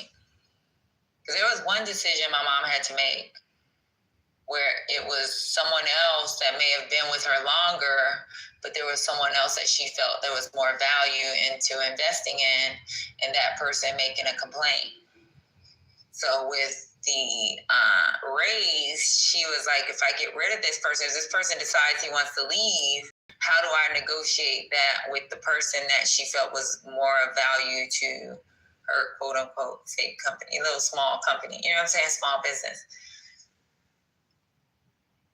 So it's a lot of decisions that have to be made from these small businesses that don't have the, that doesn't have the name, the advertisement from like these magazines that they have to make that can impact the future of their business. And the cost of goods. Right. Like, people don't realize that, like, man, I'm telling you, these companies be buying shit for dirt cheap. Pepsi is basically fucking free to Marriott. Like, they get stuff for super cheap. Coca-Cola. Well, they don't fuck with Coca-Cola. Outside of Georgia. Nobody is gonna fuck with a Coca-Cola contract. Let me tell you something. Yeah, what y'all fail to realize. You know, if we went to war, guess who the contract is if we were going to war with water? It's Coca-Cola. Oh, definitely. Yeah. Let me tell you something. Do you know, like, even when we, like, incorporate something like old plans in North Korea, if you look up old plans, North Korea, because they old plans, Coca-Cola is part of the contract. And it's not Coke. It's not a fucking, it's water. Something as simple as water, and then maybe something to make the troops feel better where we have once a week they get Coca-Cola. Coke is a contract. We ain't even thinking about Pepsi. We're talking about Coke. Yeah, I love me a Coca-Cola. I'm not gonna lie. Me too. That shit. I'm telling you, it's the best. It took me a long time, but ever on ice. Coca-Cola is definitely better than Pepsi. So Marriott and Pepsi have Marriott and Coke have old beef. I guess Mr. Marriott like ran out of money, and he was trying to get a loan from Coke, and Coke wouldn't give it to him, so Pepsi did. So they have like a lifelong arrangement that they're like, all Marriotts are pro Pepsi, except for, and not even Georgia. I said Georgia. It's actually, except for in Atlanta, is the only place where they're allowed to break that rule. Oh, that Marriott, because Marriott is like sitting next to the Coke. Yeah. Like, it's like right there to the Coke museum and everything. Yep, you're exactly right. But let me They're tell you the something. only ones that still are able to bring in coca leaf and coca leaf alkaloids to put in their products. Right. Coca-Cola and motherfucking Delta, they run this city. Oh, and let me tell you too, if I'm in a restaurant and they're like, oh, we don't have Coke, we have Pepsi, I'm like, I would choose Pepsi. Yeah, I have something to talk. And I definitely don't want their Sprite equivalent. Ew. Sierra fucking Miss. Please move. Oh, it's not 7-Up? Whatever. Either. Rarely. And Sprite only. Like, all that other shit can move. But yeah, I would say Coca-Cola, Delta, and starting to be Home Depot. But if they do anything in the city gotta adhere.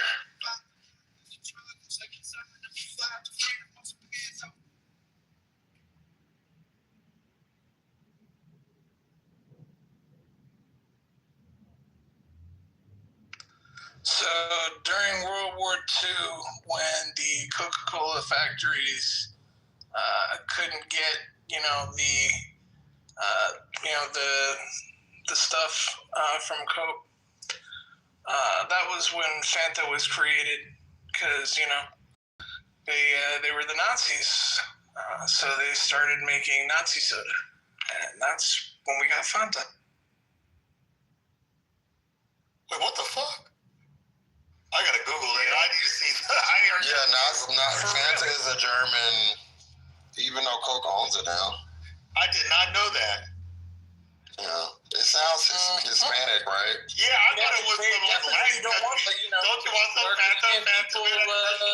It's very German, but when you think about it, Fanta, that definitely sounds German. When you say it like that, Fanta. No, that is Nazi soda. I promise. Dog a shame. Honest to God, I had a Fanta yesterday. Well, Mercedes-Benz is Nazi too. Mercedes-Benz, Porsche, anything that's from Germany, they didn't really have a choice. Made the Nazi uniforms. But only Ferdinand Porsche, he actually served time. Like, yeah, but Coke was, I know all y'all know this, started off with the coca leaves and then the cola nuts are still both drugs. So, like, coca is going to be cocaine, and then the cola nuts, people don't know this, like, it's an African thing, and it's like, it gets you high, bro. Well, yeah, because at the time, they, coca wine was a big thing, right? So they had it with alcohol.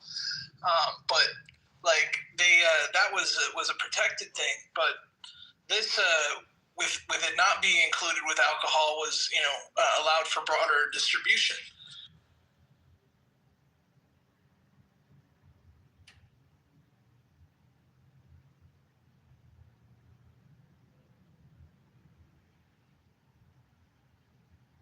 It was originally only allowed in soda shops, which was only was basically.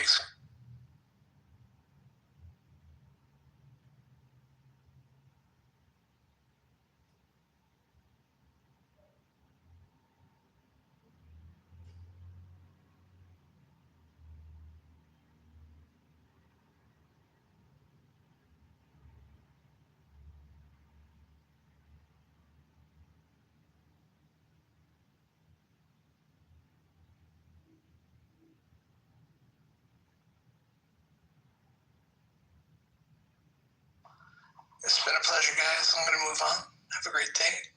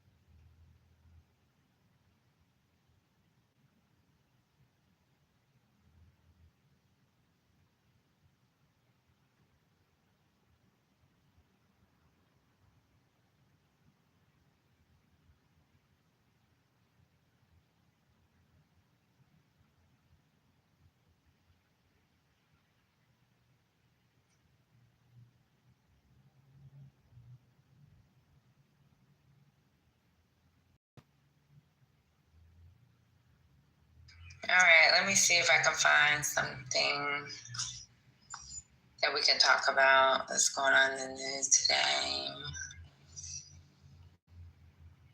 We complain about these raggedy ass kids going on NBC, CBS. Oh, they're trying to get Mike Johnson is urging House members to return to DC for a shutdown vote. Let me see. Let me go ahead and play that real quick.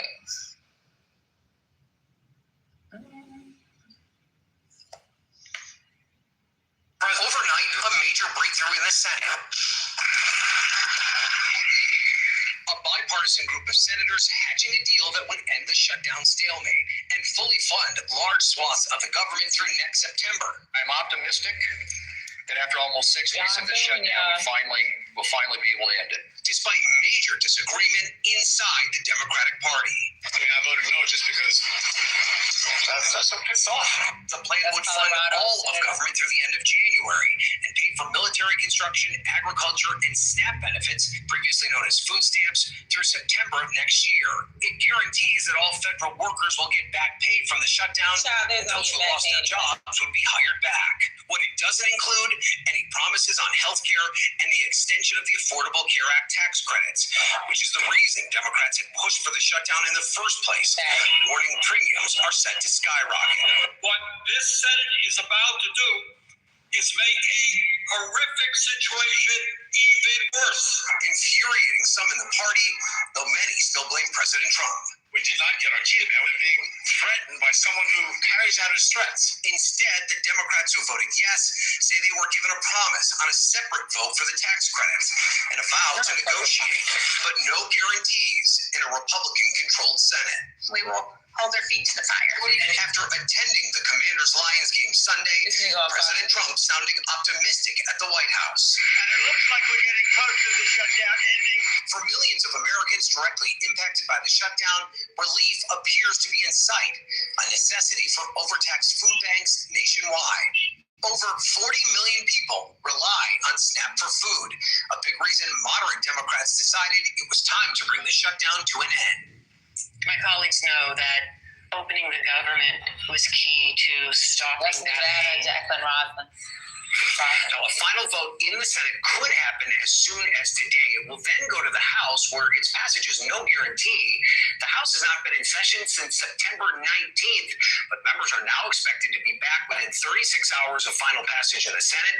And then, of course, President Trump will need to sign it, a process that could take days to complete. Savannah? It's not over till it's over. Ryan Nobles on Capitol Hill. Thank you very much. Let's bring in Hallie Jackson, NBC senior Washington correspondent. Hallie, the government's been shut down more than 40 days. The travel chaos around the country, SNAP benefits up in the air for tens of millions. What was it, or what were the combination of things that finally led this group of Democrats to say, enough's enough? So a couple of big things here, Craig. First, everything you just listed, that combo platter, if you will, of food aid running out, of the chaos at airports, of federal workers not getting paid. People were hurting, and that's what you heard this group of Democrats talk about in breaking with the rest of the party to come to a deal here and try to move that forward. The other thing, though, is one Democrat said it wasn't working. Their whole strategy to shut down the government, to try to put the pressure on Republicans to on those, what they see as critical health care subsidies, those effectively tax credits for the Affordable Care Act, it wasn't panning out. And so at least this way, in the eyes of this group, they at least have Republicans coming to the table for a vote as per the terms of this deal here. Keep in mind, too, though, Craig, there's an interesting dynamic that you heard them not rule out the possibility of after January, once this short-term funding piece runs out, they may shut down the government again. They're leaving that potential open because, again, those SNAP benefits, those kinds of impactful pieces to Americans wouldn't be so much on the table. So it looks like next steps moving forward for now is within the Democratic caucus. There were those who wanted to end the shutdown, and there are quite a few, and we saw many of them in the piece there, that are angry that the Democrats, what they say, caved. That's right. Look at Senator Sanders. Look at Senator Elizabeth Warren, who called this a mistake. California Governor Gavin Newsom called it pathetic. You're right, Savannah. There's a lot of Democrats who think that the party should have held the line. In particular, when you look at the timing here, the party's coming off a big win, a series of wins last week on election night. It's Republicans who are getting blamed by Americans for the shutdown, according to polling. It's not Democrats who are taking the blame. So you have some of the party scratching their heads going, this doesn't actually make any sense right now. Look at the political dynamics. Of the 8 people who broke with the Democratic Party to move forward on a deal, none of them are up for re-election this coming year. They're either not up this cycle, or they're choosing to leave Congress altogether. So that's the political backdrop. And now you have the top Senate Democrat, Chuck Schumer, facing a lot of heat. He technically did not vote for this, but there are those who are suggesting, including one House Democrat at least, that maybe he should be replaced at this point. All of that said, I will tell you that there are some in the party who feel like, hey, at least Democrats have shined a light on this healthcare issue. They've really put that in the spotlight. A majority of Americans support extending those Affordable Care Act tax credit, those subsidies. And so Democrats feel like they've made that point and they can get to a winning position. Savannah and Craig. All right, I see you, Washington correspondent. That's it. Look, I'm going to tell y'all again, I don't agree with it. Period. The only thing that gives me a little bit of I'm going to be on board is because they're not going to be able to shut down SNAP. Because he was going to fight. And people may have had to freaking suffer and be hungry for up until December for the judicial branch to react since they're so fucking slow. But outside of that, they can't. And I feel bad for Shadow because he still was working. And that's just a Clubhouse personality, right? But he still was working, and he said on this app, I'm broke. He's working from home, which he had the luxury of someone being nice enough to say, I'm going to give you a VPN and work from home so you won't have to spend gas money. And a lot of agencies have done that because we know, even with FEMA, there's work from home, and if we need you, maybe Patty will pick you up or somebody else pick you up and bring you to work so we can have those. Because I've had to pick up 2 or 3 people, bring them to work, and not saying they don't have the gas money. They might have the gas money, but we're trying to ease what their bank accounts are looking like right now. So I'll go pick them up, bring them in for the meeting, and then we'll have the meeting, and then they go home. Take them right back home. So yeah, there are people suffering outside of just SNAP, but even with Shadow, at one point, he was I'm broke as fuck, but I don't know. He was in limbo, should they stop? Should they pay me? And should these subsidies go forward? And he doesn't have a subsidies issue. So he actually was he's in limbo, he wants the money, but how will it affect the country? And I don't want anybody to take it any type of ways. I have insurance. So my insurance is going to be fine. I'm living in the socialism under the when Marshall says I pay $100 a month. You know what I think in my brain? By the end of the year, he can buy a YSL envelope bag with $180 he's paying a month. There's no way in hell I would want to pay $180 a month. So yeah, I don't know. Anybody have any comments on that? You can say what you want. Hey, Brian. Hey, there's nothing to say. Everything you said was right. I'm just pissed. Fight. You're winning. It's if you're getting in a fight with somebody, and then all of a sudden you start winning the boxing match, then they'd be okay, I don't want to play anymore. Nah, I'm winning. Hold on. I felt we were in the driver's seat just a few days ago. And then we just, for some reason, that's why I don't trust Schumer. I don't trust the leadership of the Democratic Party. I don't get what they're doing. And they should be ostracizing them for this. They should be attacking them, not just a couple side comments, but there should be some behind-the-scenes discussions what the fuck are you doing? Yeah, that shit, I don't know. Because that's the only thing they've been arguing about is subsidies. And then to bring up, to me, I think, and last night, I think I was the minority. outside, I'm not gonna be with, and I love him, but I'm not gonna be with G.A. Pimpleton. Like that shit that he said, like, it's not my problem. I'm not with that, right? Because it actually, to be honest with you, it doesn't affect me how this insurance subsidies go. But at the same time, like there are people that I depend on, or there are people that I'm related to that depend on these subsidies. My mom depends on these subsidies. Really, she doesn't really depend on the subsidies for herself. She depends on it for the people that work for her. Because my mom still is under insurance where she's in a socialist type of insurance. She got universal, quote unquote, universal health care with my dad's retirement. So she doesn't pay a dime. They don't pay shit. They just pay attention. So like, for me, the only thing I have to do is pay attention. There ain't no dollar coming out my pocket. And they're really fucking, like, every time I hear y'all make he only pays $180, motherfucker, $180. I don't want to pay $180 for fucking insurance. For a right to not, for help to not be sick. But it's all relative, though, because for me, when I look at things like that, I always want to know what's your whole package, though, because, like, what do you really, like, how much are you getting in salary? Because I don't mind you paying huge premium if you're getting a huge salary, or it just depends, you know what I'm saying? Because some people, when they come into, during the job offer stage, they're just stuck on one thing. Well, I don't want to pay anything for insurance. Yeah, you're getting paid way fucking more here than you were where you were at before, so our insurance plan isn't hurting you as much. Or vice versa, maybe you're getting paid less here, but the insurance plan is much better, you know, especially if you have multiple kids, so this one's better for you, you know. Yeah, but I think, Georgia, you're in the same position as me, right? Even though you're retired. You don't pay shit. Yeah, but your fight is for everybody else. Yes, because could you imagine Georgia paying $180 a month, which is supposed to be cheap in insurance? No, cannot imagine. Cannot imagine. It's sad. Yeah. That's a goddamn bill. Yeah, what people are going through, and I don't think we've really passed yet. That's just the trauma that has been inflicted on people with this big focus. Yeah. It's a lot.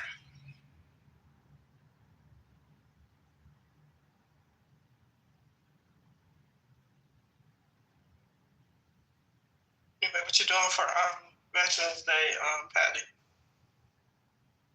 For whose day? For your day, Veterans Day. Ciao. I'm going to work. I'm a civilian entity. Okay, you're going to try to move those what was that? Oh, okay.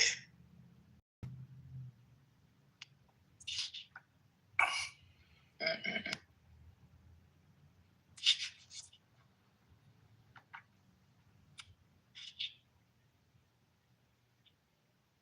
it's good.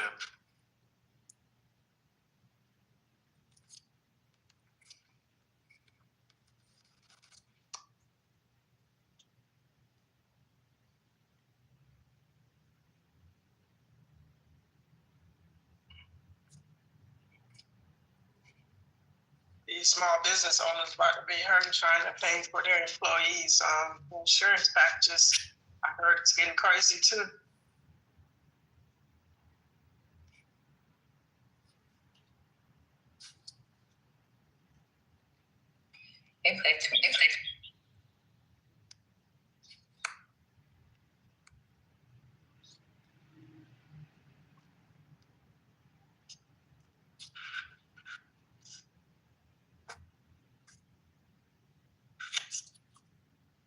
Like, what small businesses are paying for health insurance? Any small businesses that have employees.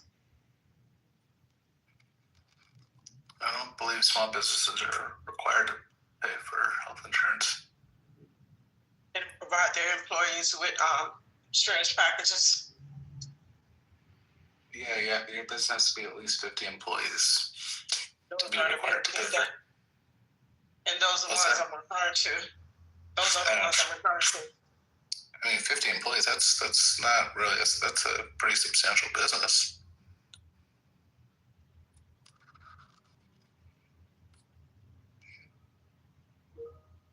Don't think with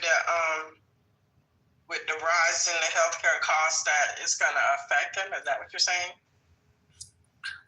I'm just saying I wouldn't consider a business that has 50 employees or more necessarily a small business. But yeah, the rising cost of healthcare is definitely gonna affect companies from. The government doesn't call them a small business, but my mom has more than 50 employees, and that business is more than 50.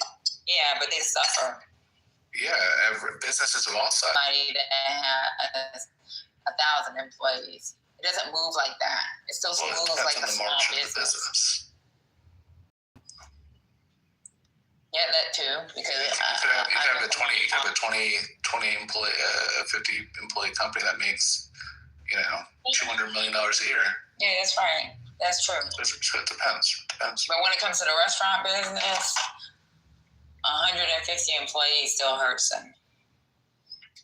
Yeah, but now we're qualifying that. But my point is, every business is going to hurt substantially with the rising cost of healthcare. It's not going to be good. Well, that wasn't my conversation. So the point I was making was that there are going to be some businesses, and yes, to qualify is definitely the right thing to do. It's going to hurt more than others. That was my point, and when it didn't have to be the case. So I'm going back to my original premise, and that is that that big bogus bill caused damage. So basically, that's really what I was trying to say. Do you think that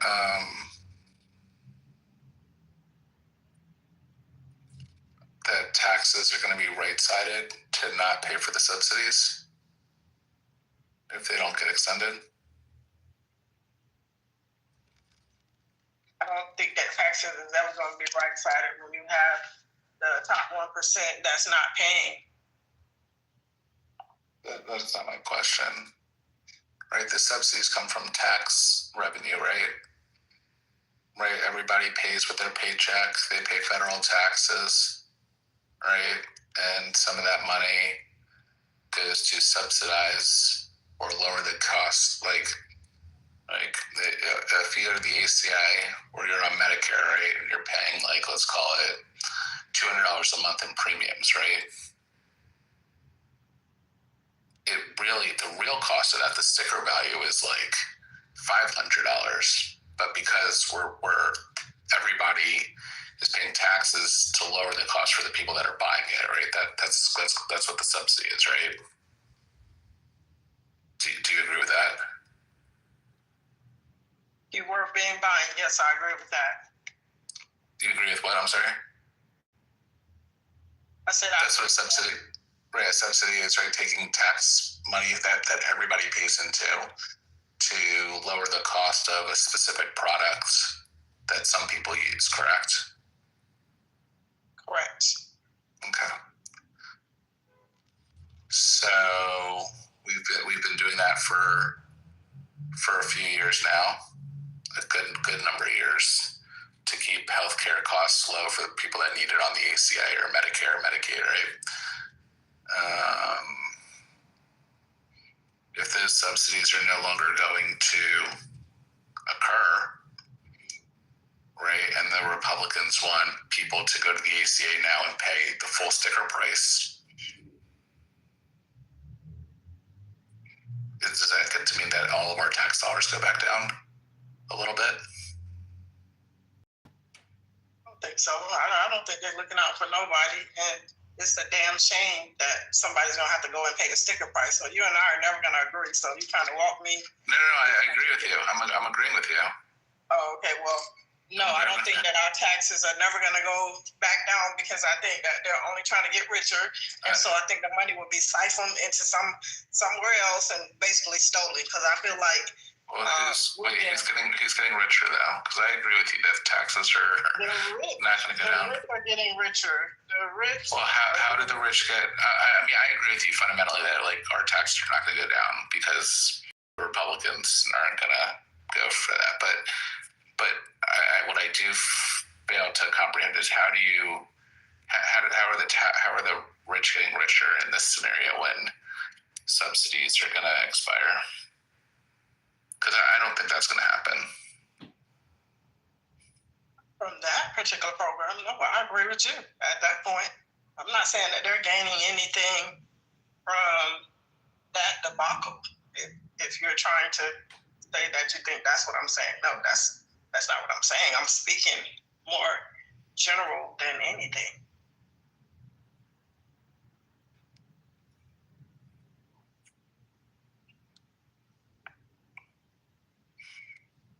Right.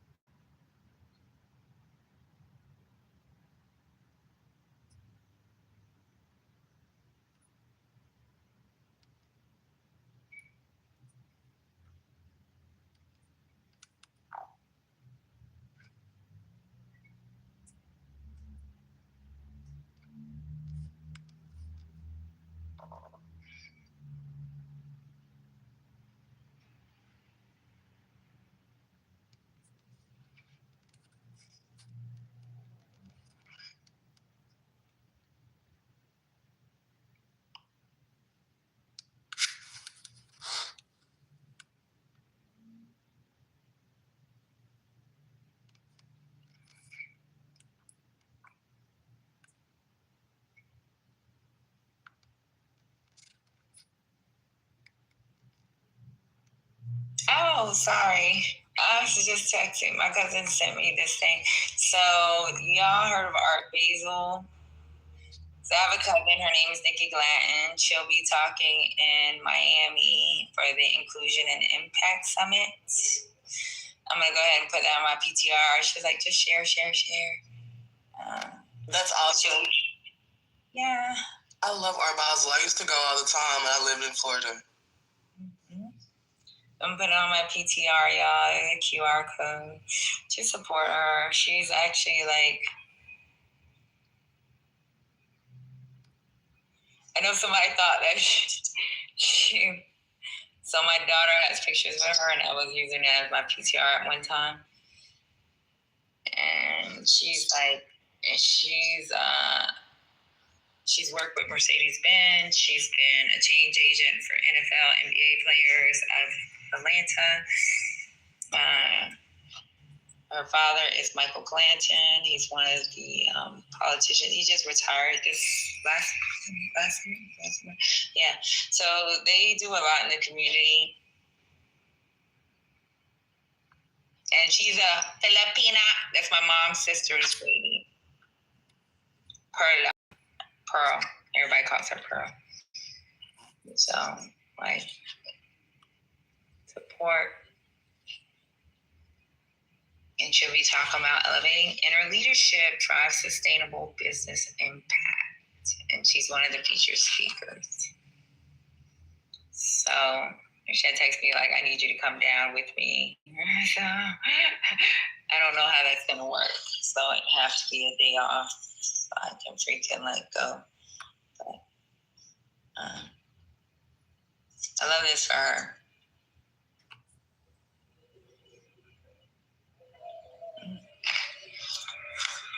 That's why I was on mute because I was texting back. Yeah. I was one of the featured speakers.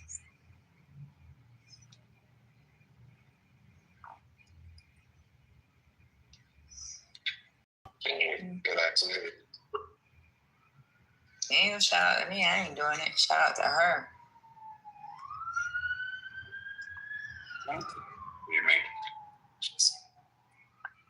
Hey, Royal. Hey. How's everybody? What's this picture you got? Is that an AI?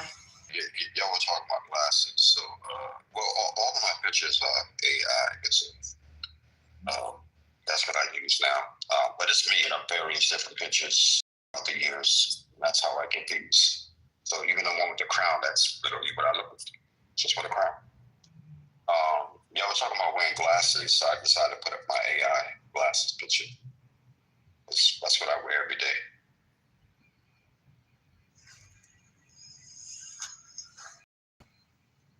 I'm gonna have to close in a second because she asked me if I can help her with something real quick. I think it's with her. I don't know what's going on. But she used to be in the military too, but not like me. She was in active duty. She was reserves. I'm trying to read these messages. Oh. Yeah. I'm trying to read these messages real quick. So I might have to bounce in a second. What's the lead story, Mike, since you got so much to say?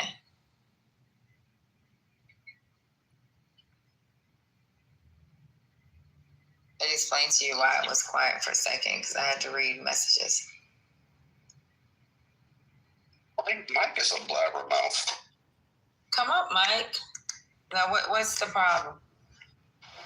Good afternoon. You know, I have a life outside of Clubhouse, believe it or not. That's the reason why Good afternoon, Patty. How you doing? Good afternoon. But I have a life outside of Clubhouse. We all have life. We all have life. Right. So, like, why are you being so hostile? Why are you? Because I'm not okay, but I'm not your enemy. Why you gotta talk to me like that? I'm gonna be honest with you. There's only 2 moderators right now, right? Absolutely. Lisa has a job. Patty has a job. Most of the time, we have more than 2. Right. And I'm trying to maintain the room at the same time, trying to talk to my cousin. So, what's the problem? You tell me. You the one to being hostile. I'm just asking what the problem is. I don't have a problem with you, Patty. I don't even know you that well. Okay, so it says, why is the room so quiet now? This is hilarious. Good fucking grief. Where is all the big talk? Okay, so why are you personalizing that? It's not like I said, Patty, and I called you out your name. But if you had something to say about the room is Patty. Absolutely, but I'm not taking shots at Patty. No, I'm just trying to figure out where. I mean, all the big talk and the thumping of the chest and the champagne bottles, and I mean, there's a lead story. I'm not really seeing any. I'm not seeing anybody really talking about the lead story. We know what the lead story is, but we're just kind of burying it. It's interesting. We haven't buried it. Maybe you weren't here earlier. So is this a real conversation we're gonna have? We still won. No. Please be quiet. Mike, I will drop you myself. I don't care what she says at this point. All this stuff you're doing right now is pathological. So we won. We're still celebrating that. Patty just told you we're at work. I work. I can't be flapping my gums. Yes, I stepped out the room to say that. The lead story I put in the chat. I'm chatting with you in the chat. You put a long soliloquy in the 420 chat. A long soliloquy in the 420 chat. It wasn't that long. This was y'all go look at it. Everybody leave the room now. Don't leave. Go and look at what he put in the 420 chat. Now, whatever is happening, whatever. What? Listen. I just told you that I stepped out of my room. What's happening now, I'm for it. If these people in leadership thinks this is the best thing to do, we will be celebrating the fact that people are going to eat. Unlike you, you're making a mockery out of something that's very serious. If they open it back up, now people can eat. Patty, let's have a celebration room. Let's have a celebration room. I will be done with this patient in 20 minutes. If you I get it. When you open back up, we're going to celebrate the fact that people are going to eat. Wait, why should got we? It? Nah, I don't got it. No, I'm not talking to you. I actually don't got it. Because this government, hold on. I'm not your teacher. This government this government held hostage. You know who held people hostage? I'm not going to deal with the crumbs falling off the table. You know who held people hostage? I'm not fucking Republicans. That's who the fuck held people hostage. They use people They use people knowing damn well that they may be hungry. And then why are we celebrating? Why are we celebrating? Hold on. So why? Even if that were true, I will use green beans. Even if that were true, why are you celebrating the Democrats caving to that? No, give me a second. I'm about to go ahead and turn the hand raise one can so I can drop your motherfucking ass because you don't know how to stay on mute. So now you're going to stay on mute. Now I can't hear your voice. When you got a whole fucking president that tells freaking, number one, USDA had additional funds. Let's pretend that he said, we're not going to dig into other funds and we're going to have to do a partial. When you tell fucking senators that if you fucking pay, if you put some money towards people eating, we're not going to reimburse you, you done lost your motherfucking mind. Now you're fucking using people's families as fucking leverage to fucking pass bullshit. Who the fuck is you?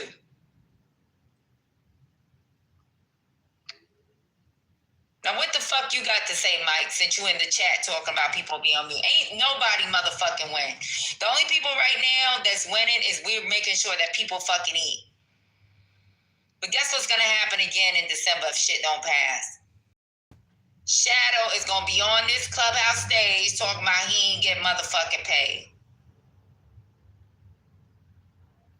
So what the fuck is you talking about at this point? Well, again, I didn't have any smoke towards you, or at least I don't know why y'all are continuing. Nigga, because be the motherfucker that was on this motherfucking stage.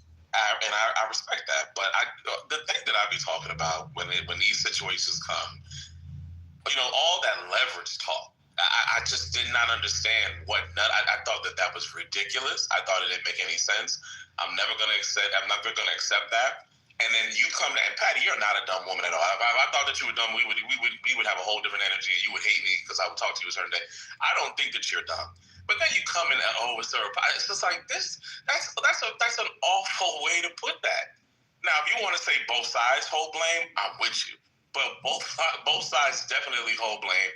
And all of the tough talking and all of the lying and explaining that Democrats were out here doing for y'all to be, because let's just call it what it is, the knee was bent for nothing, and you lied, and I just don't understand. So they bent the knee for people to eat. Y'all can never. They bent the knee for people to eat because we all know that the judicial branch takes a while before shit goes through. So they're waiting for people to say that we may be able to pay these states back. They changed that they motherfucking using to feed people. So they bent the knee to make sure that people eat. If that's what you call bending the knee, that sometimes you have to bend the motherfucking. But see how it's convenient. But hold on, Patty. Patty, before you go, don't let it pass by what he just said. And I heard. And I'm not saying it like that. I'm a attacker, but I'm just saying what you said. Just lose me the way I got. Stop booty clapping. Y'all just lose me. You can stop with the whole stop. Accountability. Still said it. You can't take accountability. Stop the booty clapping.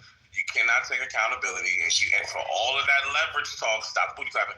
For all the leverage talk that y'all was up here talking, for you guys to do that, and then now conveniently you get to come back and say, "Oh, we did it for the American people," because that's the part that's obviously you just came in the room, right? So I had an argument for why I didn't see it with the federal employees, right? Because I know what the past looks like for me, just for me. I don't know how it would have worked under this administration, but I know during the first administration what it still looked like, right? So the only thing I said that I give them a pass on is ensuring that people had fucking food. I don't give a fuck about them having a big ass Thanksgiving dinner at this point. That's a white man's fucking celebration. What I'm telling you is I wanted them to be able to fucking send their kid be able to fucking make a fucking a dinner for their fucking kid with this $6 and 70 cents a fucking day they get per person in the house. I wanted them to be able to get that $6.70 so they can fucking eat at least $6.70 per household or per person in their household. That's it. And that may be the problem with fucking Democrats is that we have empathy for not just we're fucking making sure that people fucking eat. But guess what? This fucking country is gonna be on another motherfucking put a pause on Shadow's payments. And Shadow is a Clubhouse personality, but it's him being able to be paid, and he still has to fucking work if shit don't go through. So they won. So what's next for you? People got to get fucking meals. Now niggas can buy a fucking sandwich. They can make a sandwich at home. Now they can fucking have dinner at $6.70 per person in their home. And you don't think that's in?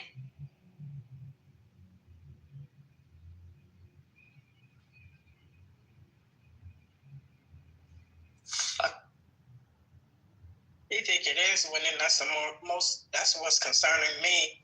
That $6.70 a day is winning, but these people are really weird. I know I'm using Rez's word, but come January, I mean, this effed up administration and so-called leadership, if you have the gumption to brag about this madness, is straight up retarded to me, because this country is on life support, and Make America Great Again don't include no black faces and definitely no scars. It has nothing to do with what we're talking about.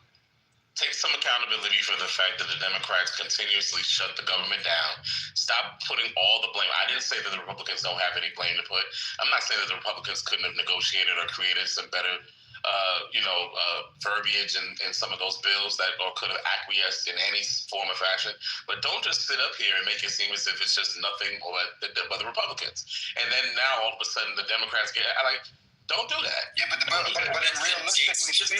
realistically speaking, that's dumb, and I'm gonna tell you why. It's always gonna be dumb. No. It's dumb because of the fact that if you were to swap yourself out, right? Swap them out with like yourself, right, and somebody else, and it could be any scenario where somebody says, okay, well, this is what I'm going to put through, and you're like, well, can we like negotiate that? And they're like, no, we cannot negotiate it. I win, I hold the gun, I hold everything, and you're just gonna have to live with what I put out. It doesn't matter how many people get hurt, including the people that I'm in charge of, and you, right? This is what we're gonna do. And I'm just like, all right. But then when it comes to, the next time a situation comes into play, well, I need you to stand with me on this. Well, no, because you did this thing over here and you don't want to negotiate with me. So negotiate with me and then I'll stand with you. Well, no. Okay, well then what am I supposed to do? I'm supposed to just say, okay, just acquiesce and just be cool with it, even though it's going to hurt all of my people, all of your people, and you don't care, and you're going to say that it's my fault? What are you talking about? It was a clean CR bill. No, bro, there is no such thing as a clean CR. That's not even a real thing anymore. At this point, that's not a real thing, because the fact is, all they could have done is says, well, we're not going to let anybody's health insurance just like quadruple. We're just not going to do that.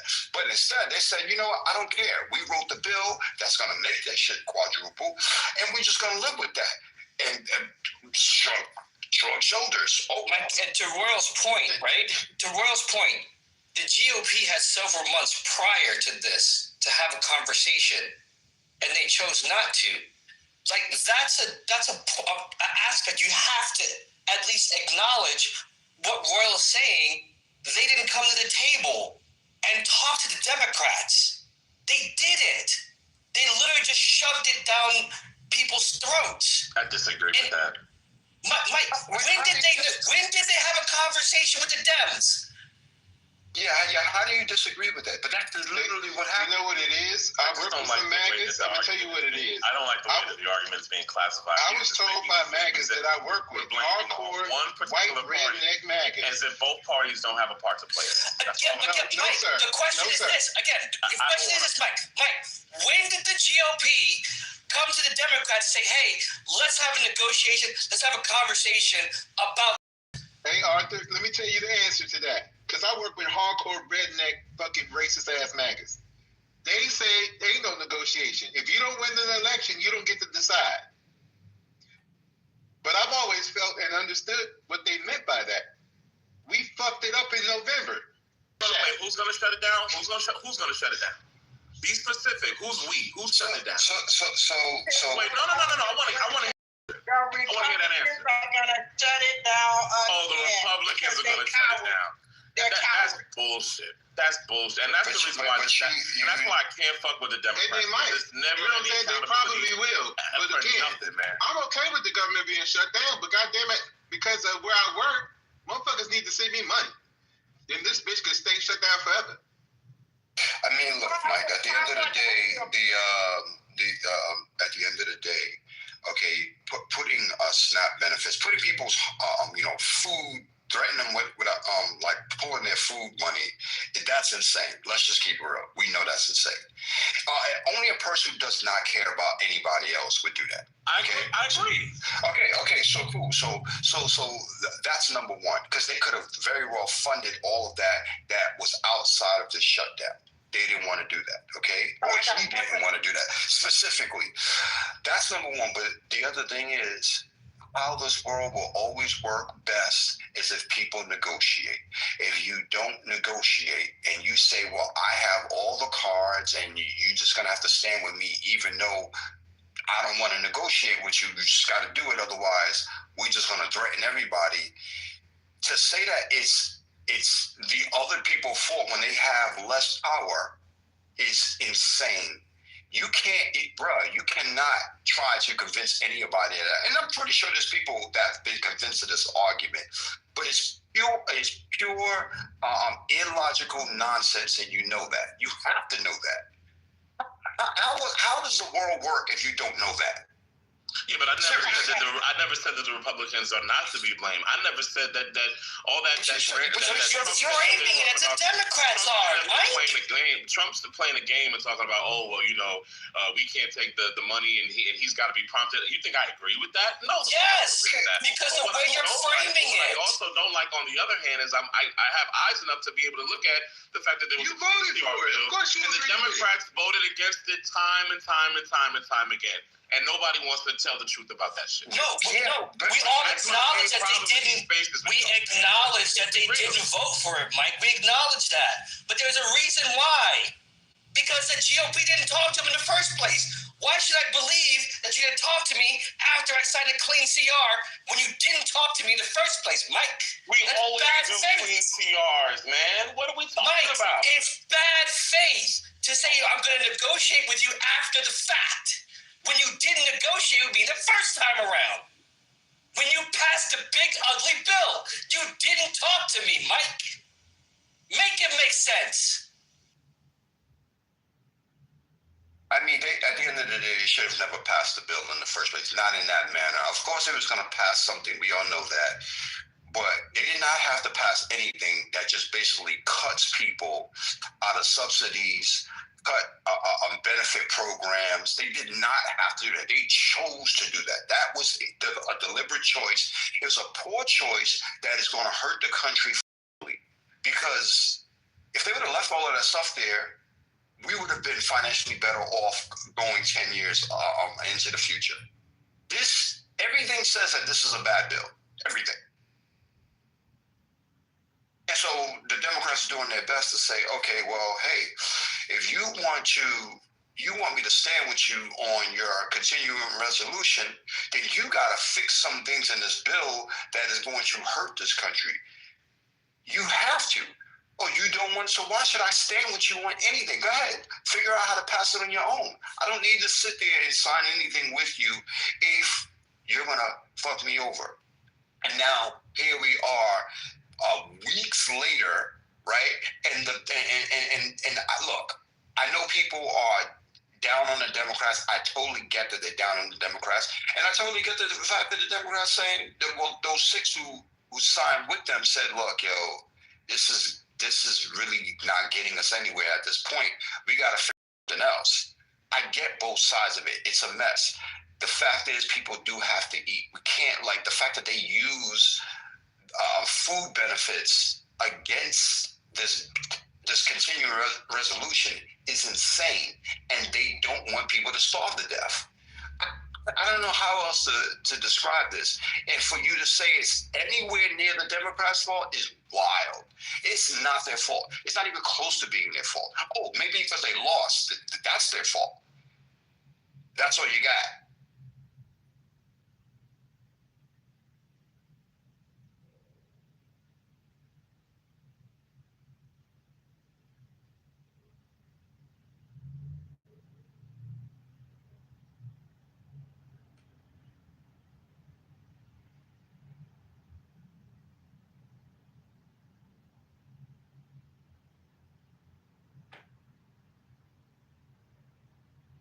That party's just not a good faith party at all, man. Just not. It doesn't make any sense that any majority of this country of constituents would ever vote for that party again. I don't get it.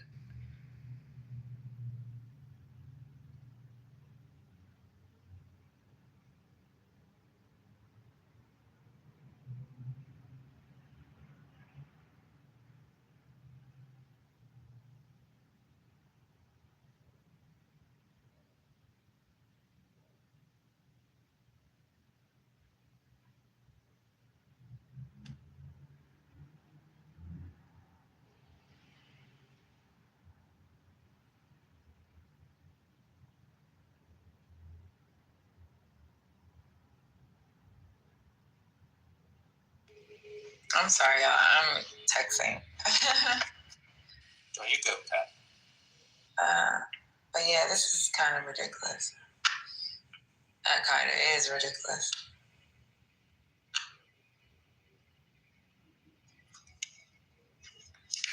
Do you feel like we need a backup plan to feed people, like a serious backup plan So from the state governments? Right now, we don't. Right now, if they were to put the government in pause, then no, not right now.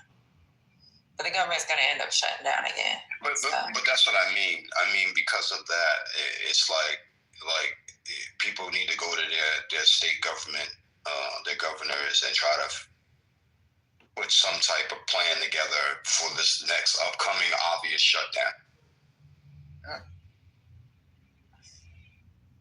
Yeah, I don't know how to answer. It's not benefits for funded throughout 2026, I believe, as a part of this. We bent the knee. We help the people with the country. Exactly.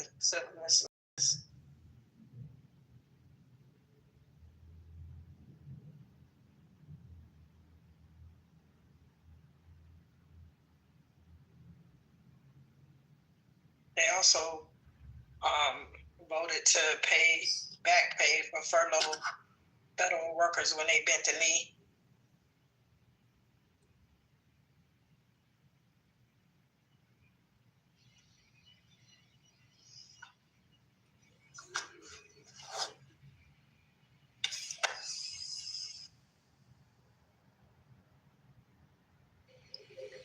People are going to call a win a win, however they want to call it a win. If he calls it a win, that I don't know. I'm just gonna. I never call it a win, Patty. Just for the record, I never call it a win. But you just said that they were on mute after. Let me go ahead and read your messages because I'm slow. You said they bent the knee, which means someone won and someone lost. You said someone bent the knee. That's not what that means. Absolutely. That's not what that. That's not absolutely. What it means is we sat up here for all this time. Okay, so the Birdman hand rub. What was the Birdman hand rub about? Why is the room so quiet now? This is hilarious. Good freaking grief. Where's all the big talk they're leading? They're talking about folks' last and everything. The lead story, hilarious. So what was? Right. That wasn't me saying that the Republicans won. Where did you see that at? No. So what was it about? I didn't say that. What it's about is that Democrats, when the lemon meringue pie is in your face, why y'all just can't own that shit? Why is it always at every single turn, it's everything is on the Republicans? You don't take accountability for any fucking thing. What are you? Who died and made y'all fucking shit? So that's your the main ones that talk about. You're the main ones that talk about you hate kings, but you guys move like you're the fucking king because you're never wrong about any fucking thing that y'all do. No one said that, Mike. No one said that. There's no ownership. All this talk. for you guys to come back now and nothing gets fucking done, and then you get to turn the narrative around and say, because of the American, it's nasty. But you know something, Mike. And both parties are doing it. But let's be honest and say that both parties are doing it. Both parties are playing politics. I agree. Wait, political parties are playing politics, Mike? Yeah. Wow, that's a profound. That is a profound. You have one party that's acting like they're not, and they are, and that's the fucking Democrats. Who's acting like they're not? I'm just sticking to bullshit. Who's acting like? Hold on, Mike. Who's acting like they're not playing politics? The Democrats are. Which ones? The Democrats. I'm saying like. 1 second, like the leaders, the base. I don't want to meander. I don't want to get into gotcha. It's not meandering. I'm trying to understand who you're talking about. You stood up here, y'all talked all this shit about Mike, I just got here. All these fucking Mike, you gotta chill out, bro. And then you leverage. I'm just having a conversation. You gotta chill out. You gotta chill out. I was just asking because I just got into the room. The question. Hold on, bro. Hold on, because I just got into the room. Were you talking about anybody specifically or just answer? I know, but I have a clarifying question. Were you just talking about the Democrats generally, or like the leadership? That's all that's whatever. Tomato. Right, tomato to the audience.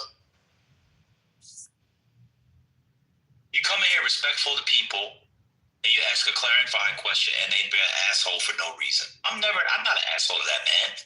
I barely even speak. I was just asking who he was talking about, so I can keep up with the conversation. So tomato, make yourself some bolognese sauce in the audience. Make sure it's nice and spicy. Put some carrot in it and some zucchini and give it some body. Jesus Christ, bro. I was just asking him if I bring him back up, but I was just asking. He didn't leave. He's down there. I'm just asking him a question. All that yelling at me was insane. That is what it was. I literally was just trying to ask. Yeah, I know. But he couldn't explain it. Yeah, I was literally just trying to ask if he was talking about in general or whatever. I'm at work. I wasn't even listening. All that extra Democrats this, Democrats that. For people who pretend to be so nonpartisan, they be the most partisan people. Who cares? I'm telling you, when you are a black conservative and you're a black like Mike and many others, why do they always come around us? Go to your own people. Just go hang out with them sometimes. I tried to be polite to the man. He's just a jerk for no reason. That's why a lot of these people are MAGA. They're mean, bitter, oftentimes low-achieving individuals. I just asked him a question, that's all. Again, Democrats are trash. They are. Republicans are trash. Everybody's trash. But let's just have a conversation. He says Democrats are trash, but at least they're fighting for people's health care. Are Republicans fighting to help Americans? No, they're literally fighting to keep food stamps away. That's pretty trash. No, they bent the knee. That's what he was saying. They bent the knee, and they should be happy about that. I literally just was asking him a question. But, when I start talking, notice how the black MAGA don't really talk, because TC will crack. They don't really talk to me. They go back and forth with Patty, because they'll get Patty to crash, and then like that. He won't go back and forth with me. Because I'm not going to crash like Patty. Patty will cuss you out and keep it moving. That was insane. Absolutely insane.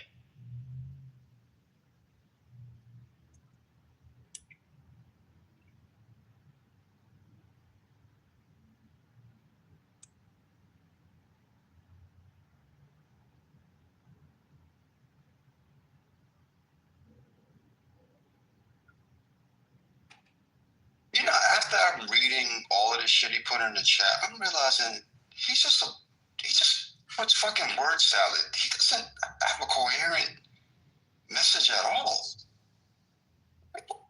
I gotta ask this. Oh God, I'm afraid to ask this. Actually, no, I'm not gonna do it. He does that on purpose so he can be moved down. So he's rude on purpose so he can be moved down, and then later on he can say he was moved down. If you occasion your own removal, you don't get to then throw that at somebody's face later on. I was just asking him who he was talking to. He's just talking about. This is totally insane. These people are sick.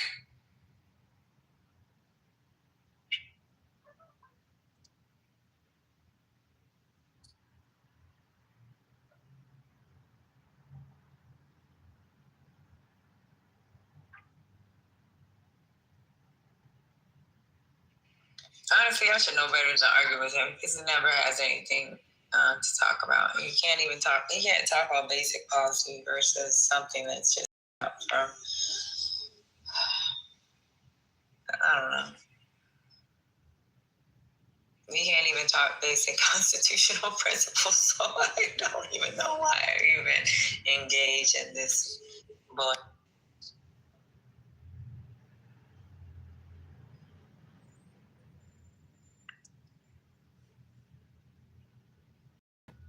Omari, TC, or Anthony will be in here. 1, 2, 3.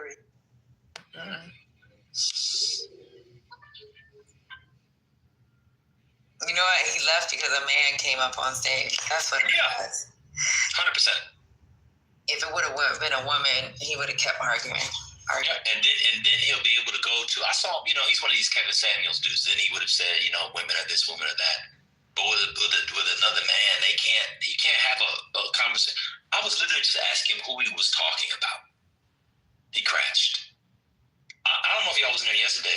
TC crashed coming in the end of a conversation yesterday. This is embarrassing. It's embarrassing. He won't be coming in today. If someone said TC will be here soon, so he won't actually be coming in here today. Yeah. At least not with me. I can move down if y'all want him. Nah, he's scared of you. He's scared of you. He ain't coming in here. He won't argue with a man. He'll argue with these women. That's what it is. He'll argue with me and Dr. AG.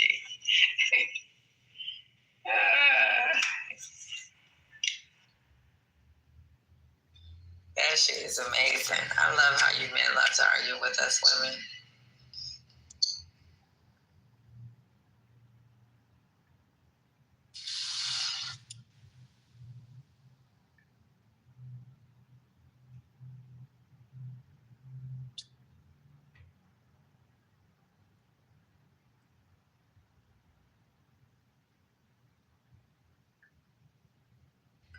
Hold on.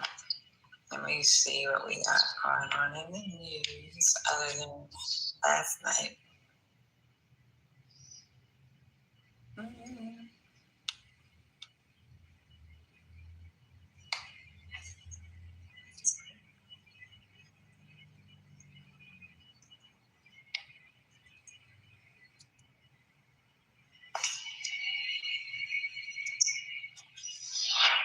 Is Dr. AG there?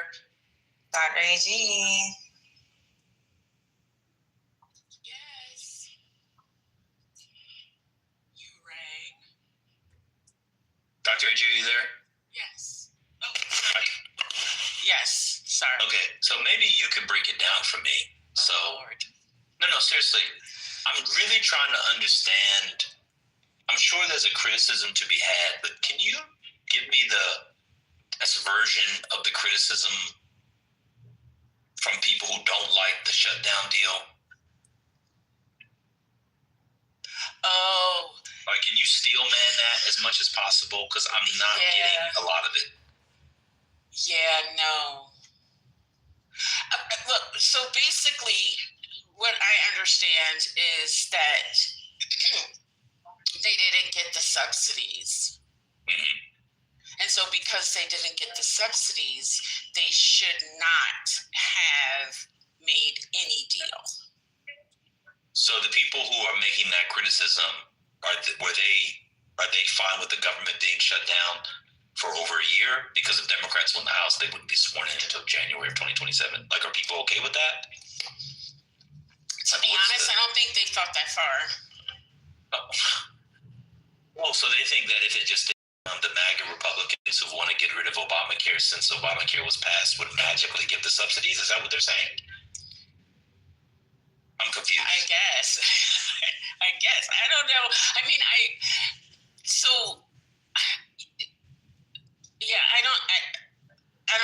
don't understand it outside of the purity point, which is very rarely thought out logically to any conclusion beyond being a purity point. So I would imagine part of the calculus is that eventually the Republicans would give in. Oh. Yeah, that was their speech. That was all their speech. Even though there's no evidence to suggest that would happen. So then is the idea that if they renege on the vote and or they vote against it, do they not know that the Democrats could just shut the government down again in June? I mean, not June, in January. January, yeah. So what's wrong? So that's the part I don't understand. What's wrong with that? I'm really trying to understand. Yeah, and so from what I heard from somebody today, it's like, okay, and so then it starts all over again, and then what? But they got, in case it does start, they got things that will lessen the suffering for people. Right. Yeah, that's what I said. But I mean, I don't think there's a logic to it, honestly, beyond they didn't get the thing that they said was the thing. Okay. Right, it's very myopic. The key concession. I appreciate it. Thank you. Yeah.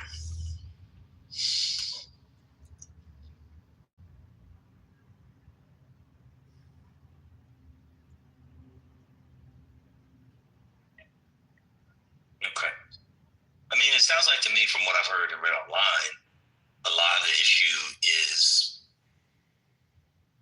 people have just been hankering to, who claim to be Democrats, just been hankering to say negative things on the Democrats because last week was so good, they just don't feel normal. It's only normal when you can say the Democrats did X, Y, and Z bad, and it's good to, I don't know. With friends like these, I mean, that's kind of nice. And I mean, and the Democrats, for once, they themselves are allowing the victory to be a victory, because they know how to, snatch defeat from the jaws of victory. Yeah. They know how to do that. So I don't know. I mean, from watching it, I think it was pretty smart what they did. And they manipulated the Republicans into giving them some things that are going to put them in good stead should the Republicans renege on having the vote in December. It also seems to me, I don't know if you've seen all the Senate all the candidates running for office are against it. So people can say, I'm against it, and all the people that voted for it are either retiring and a few aren't up for re-election. So obviously, if you got exactly 8, it's clearly a coordinated political strategy. Right. And it's a shame that people think it just happened to be 8. Like it just randomly, of all the numbers, it was 8 and not 7, not 12. It's just the magic number 8. And they all just happen to either be retiring. Like, I don't know, maybe like last there's a strategy, and maybe instead of just saying the Democrats caved, maybe they have a strategy. Is that at all possible, or no? The Democrats can't play what is it that they say Donald Trump plays? 5-dimensional chess? Yeah, he can play 4-dimensional chess. Yeah, Democrats are incapable of that. Okay.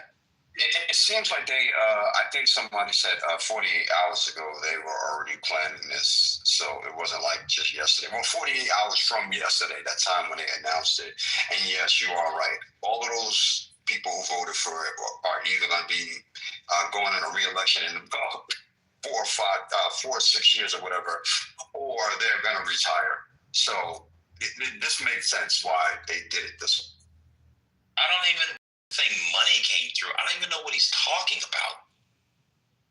Why did money come through now but not 2 weeks ago? Like, that's what I'm saying. Like, I don't even understand.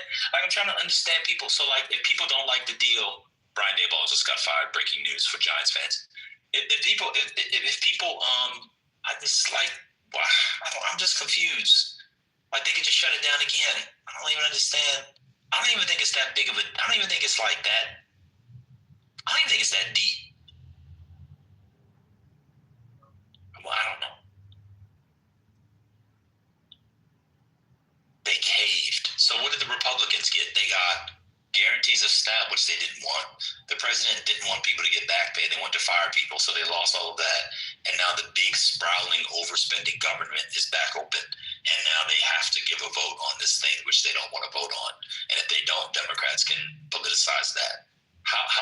What did they cave in? Republicans got absolutely nothing. I don't even understand. Dr. G, help me.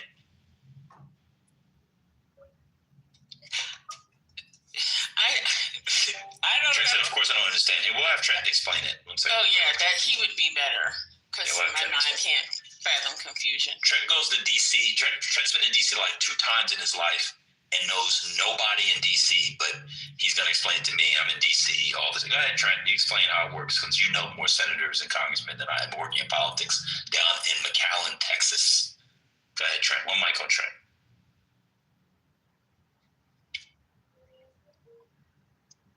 The same guy that was bigging up the tariffs that was going to bring back all these jobs. Well, he says he can't come out. Okay. That's too bad. He said it's just by the tariffs. What we said, he was fooled. It's just amazing how he has inside information literally on everything.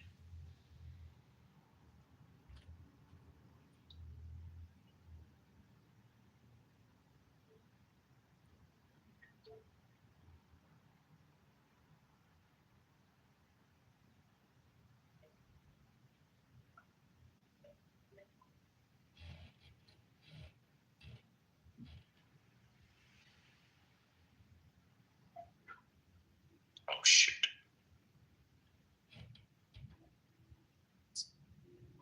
I remember when Trent said that the terror attack in New Orleans was ISIS. Y'all remember that? It was a big ISIS terror attack because there was a black ISIS flag hanging out the guy's back. Y'all remember that?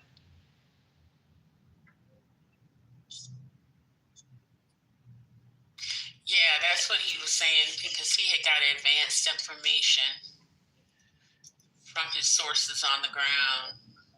Amazing. Absolutely amazing. Oh, fantastic. Can someone bring Trent up? There was an ISIS flag in the back. I just told you it was ISIS flag. I didn't. Yeah. You said it was ISIS. I said it was an ISIS flag in the back of the car. ISIS attack. Yes, and it came out that it would end up being an ISIS flag in the attack. I mean, You said it was an ISIS attack. I said it was an ISIS flag in the back of the car, and it was, Crazy thought he was ISIS. A lot of people think they're ISIS. Anyway, no, I mean, so Megamisa, I would love to talk about Brian Dayball, but we'll stick to the topic. I think, and I haven't really, I'll be honest, I haven't looked at every single senator that voted, but just from what I've seen, the ones you looked at. Name the ones you looked at. Let's start there. What's his name that's retiring? The old dude. They're all fucking old. No. Why? Stay on mute. Because Trent, he said he didn't look into all of them. So let him tell us as he thinks of names he hasn't looked into. Go ahead, Trent. Tell us the senators you've looked into. Angus King. So King, Durbin, and Fetterman. I think had different reasons. Angus King is not retiring. No, I didn't say retire. I said the old dude. So the old dude. So when you look at who voted, I need to go look further at where their funding comes from. So you looked into it. What is that? So where does his funding come from? Angus King's funding, since you looked into it. Let me go look at Angus King's funding. Well, wait a minute. You just looked into it. How could you forget? It's been this morning. You've already forgotten? Yes. So I'll tell you. I'll tell you.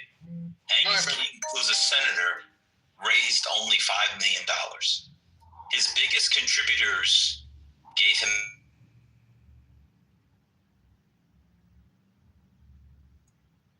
$1,000. His top contributors of the last some of the years, the top is APAC, 31,000, Triumphant Environmental, 33,000. I mean, these are numbers of checks that we could just write in. You don't need big money for Maine. Nice. So go ahead. What else did you learn? Is he owned by Big Lobster? Owned by Big Lobster Roll, the potato roll company? They wanted to